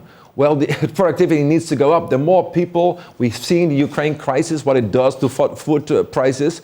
Africa needs to be becoming self-sustainable. So it doesn't need to come for a handout to the Western world. What it needs is a robust partnership with the Western world. And that's precisely where we come in as a global center on adaptation indeed. So beyond that, what have you been doing in this respect, in dealing with some of these issues as the GCA? So here in Ghana, if you reference, we have developed this roadmap, this basically investment plan for Ghana, for infrastructure. We have assessed where are the climate risks of today on existing infrastructure and where are these climate risks tomorrow. But again, a roadmap, a business plan, an investment plan needs financing. So we're now discussing this with the largest financiers here on the continent, the World Bank, the African Development Bank, financial institutions, to see, okay, can we create a package? Can we mobilize the resources, government resources, international finance, private finance, to basically financially engineer the implementation of this roadmap? So that's basically, for me, the bottom line. Next time, a year from now, Benjamin, I hope I can come back to your program and say, you know what, we had the roadmap, we launched it with your government, and the implementation now is 1, 2, 3, 4. That's sort of the litmus test of how robust this plan is. And the AAAP, the AAAP, yes. What does it mean to Africa's adaptation? It's extraordinarily important. The AAAP is what? Africa Adaptation Acceleration Program, the largest program, $25 billion over 5 years, half of which is already mobilized. So there is $12.5 billion for Africa already on the table. But again, that's important. So Africa is moving, but it's not moving at the scale and speed enough to address the problems of today and let alone of the problems of tomorrow. So there is now a massive resource mobilization effort on the way. So together with President Akufo-Addo, I'm convening a World Leaders Summit the beginning of September, specifically on Africa, on climate, and basically on the reset of the economy, where African leaders will be joined by leaders from the global north. And it's at that moment, quite frankly, it's a moment of truth. They have committed, they have promised. Now it's time for them to deliver. Are you hoping that this will actually shape things for the better when it comes to this delivery that you speak of? And you can add your concluding comments. Yeah. So I'm not necessarily an optimist. I'm not necessarily a pessimist. I'm determined. There is no other way for Africa than to adapt. The bottom line is this. It is adapt or die. Adapt or die. Because the livelihood... That has been the story of humanity, hasn't it? You either adapt or you get... Precisely. You fade out. And this is the time we have to do it now. Our time is up. The good thing is we have the plan. We have part of the financial commitments from Ghana itself. We have the leadership. Let's now move the roadmap into action. Well, interestingly, our time for this discussion is up too. But just as a parting shot, you've been in Senegal and Kenya recently. Can you tell us about what you've seen there, what the picture is there as far as this discussion that we're having is concerned? The picture is different and it is similar. I used the word climate catastrophe in the beginning of our conversation, and I don't use that lightly. There is an emergency here on the continent. And the emergency is being felt in Kenya with the droughts, but it is also being felt in Senegal with the floods. President Macky Sall, current chairman of the African Union, was very, very clear in the conversation I had with him. He said already today, the climate impacts on my economy, how much is it? 10% of GDP loss every single year. So he also was very clear. This needs to change. And I think there is this dark cloud in the global community of Ukraine. But I mean, picture that. what's happening on the continent. Again, Africa did not cause this problem. Now it needs to move to reset the economy on the growth trajectory as comparable to the pre-pandemic growth trajectory as it was. Well, it has been invigorating, refreshing, and insightful as well, this conversation. And we can only pray that the global powers, especially the West, will contribute to its quota, and that Africa will also take itself up by its bootstraps and move forward as far as this is concerned. Thank you, Prof. And that has been Professor Patrick Verkooyen, CEO of the Global Center on Adaptation, sharing his thoughts with us on the AM show. When we return after the break, it'll be time for you to have your say. Citizens microphone coming your way. If you've shared your thoughts on social media with the hashtag AM show, we shall give you the opportunity to have your messages read. We'll also activate the phone lines. All of that after the break. Stay.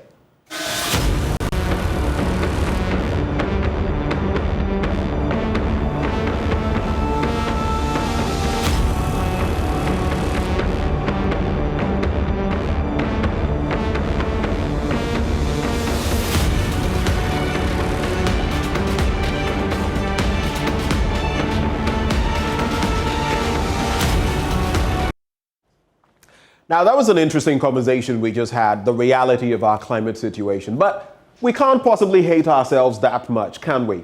Those are the words of the Minority Chief Whip, Muntaka Mubarak, to his colleagues on the Privileges Committee, who are set to probe some 3 MPP MPs for breaching the 15-day absence rule. He said any recommendation that would trigger a declaration of their seats vacant would be a dagger in the heart of Parliament. We're asking, is this a right call from a legislator? Should Parliament protect their own even when they breach the rules of engagement? Call us to share your thoughts. 0302 211 691 extension 2. Is the Chief Whip, the Minority Chief Whip, right? He is saying, if you do this, it's like shooting our own selves in the foot. It's like thrusting a dagger in the heart of Parliament. But is he right? Because if the legislators, lawmakers can get away with breaking the law, then what does that mean? And the law, so to speak. You can share your thoughts on that. You can also share your thoughts on the different discussions we've had today. Fertilizers, if you're a farmer, for example, if you're concerned about food security, call.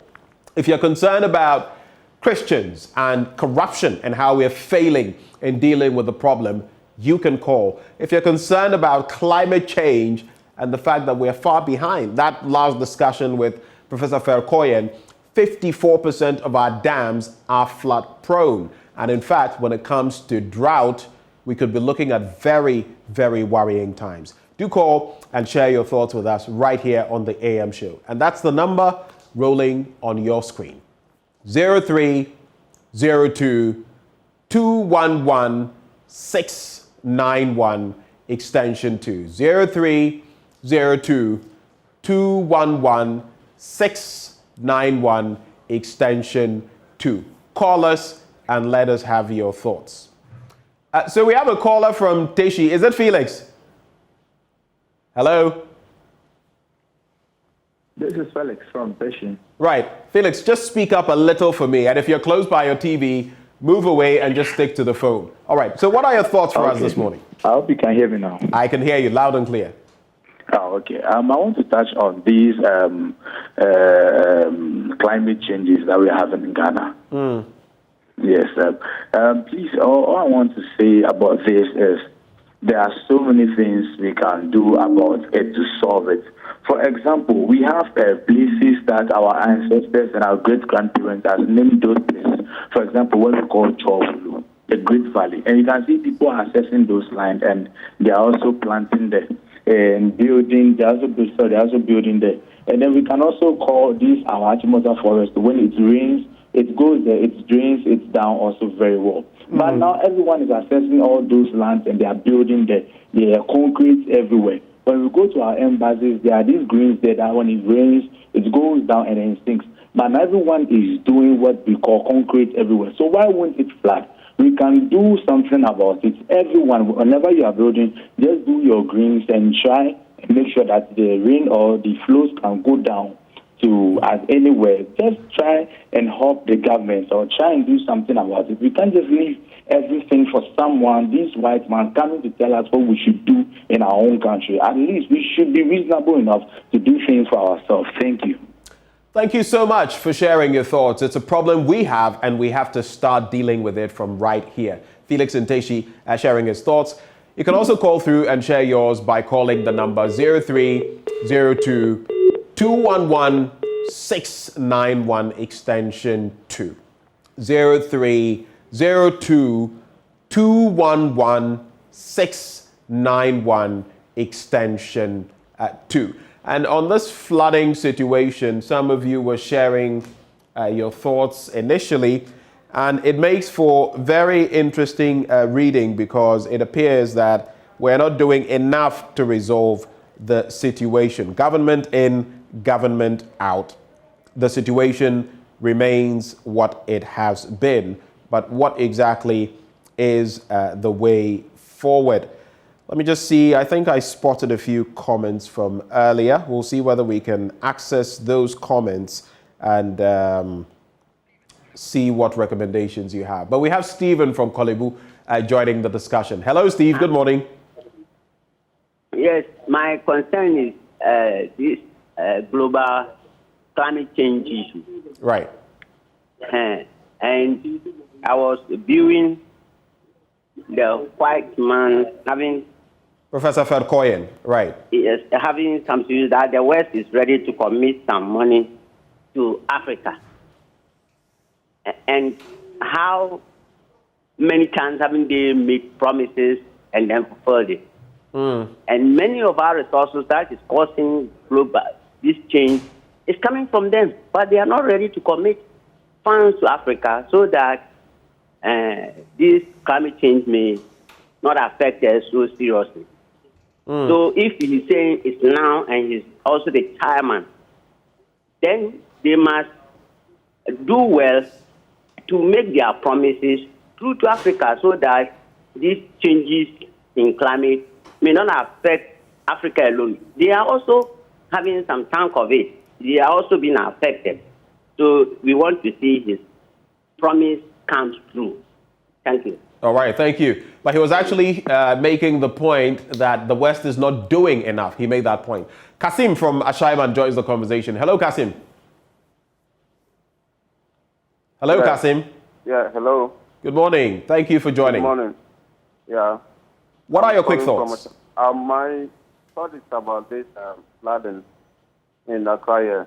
I have heard the government talking about with the citizens not trying our best to resolve all these issues. But why do people? Why do we choose our leaders?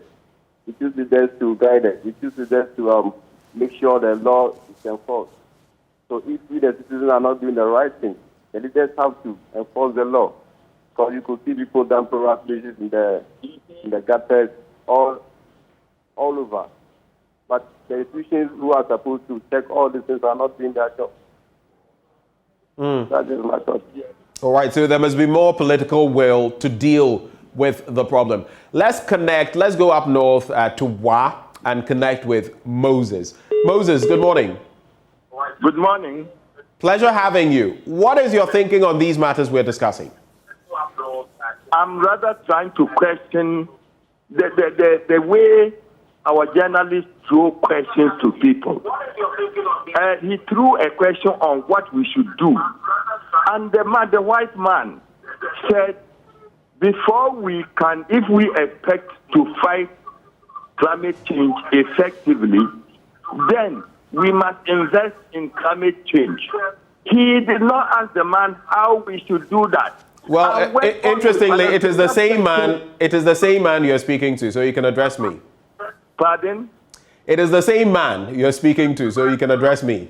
Okay, so I'm thinking that, you see, when you question them, we are learning from you, the questions you ask. So I was thinking he will come up with a follow-up question. How do you invest on climate change? How do you what? He didn't, but he just left that thing hanging till the whole.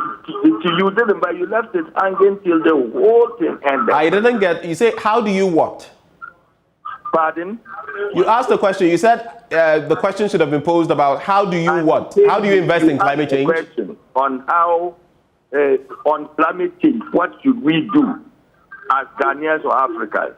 And he said we must invest in climate change. I expected a follow-up question. How do we invest in climate change?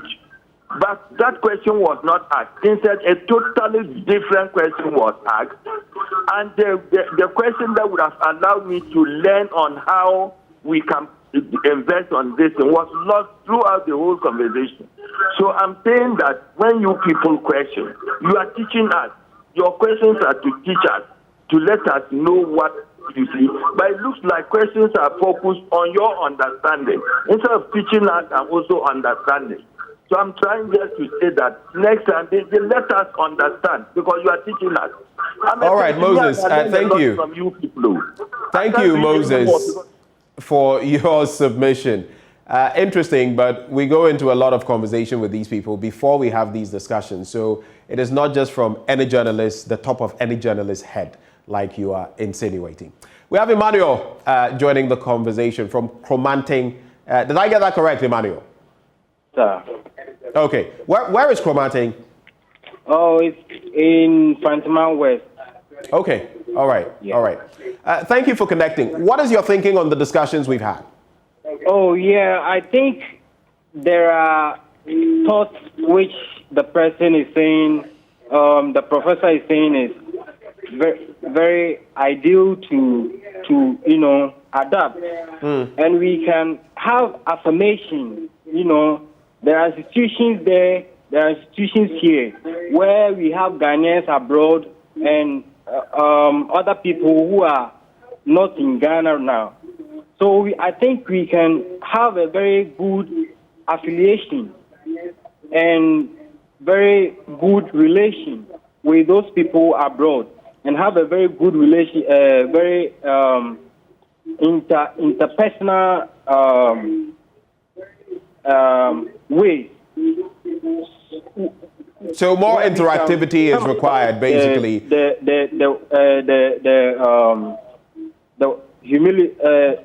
Whether the climate problem.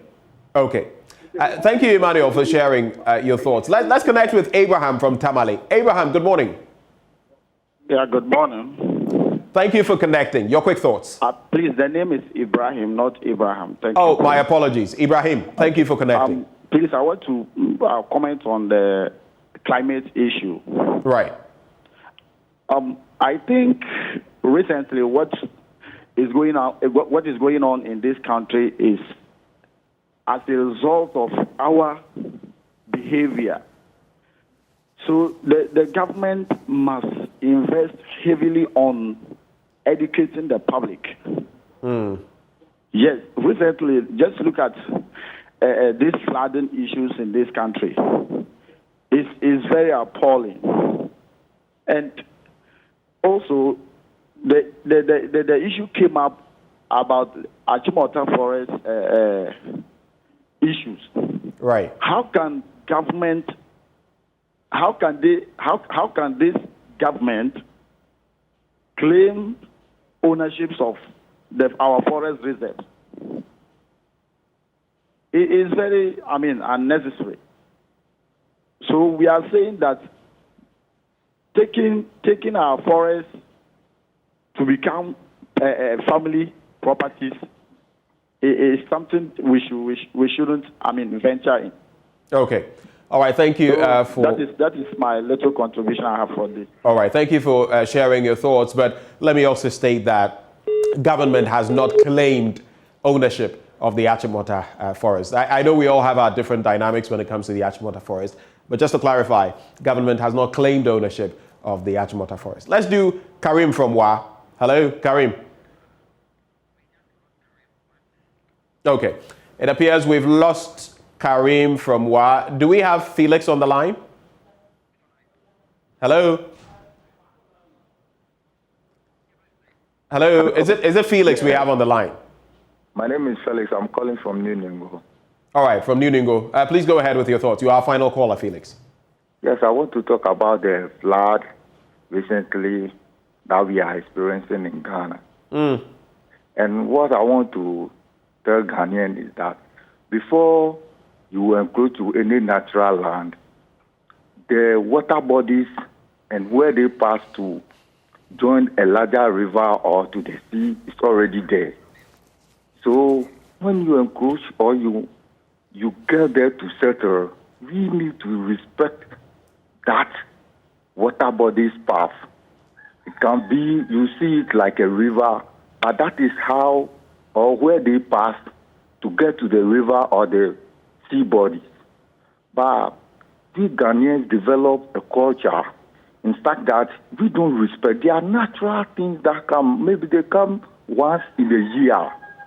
You understand? But we have to respect them. We have to build a body for them to pass.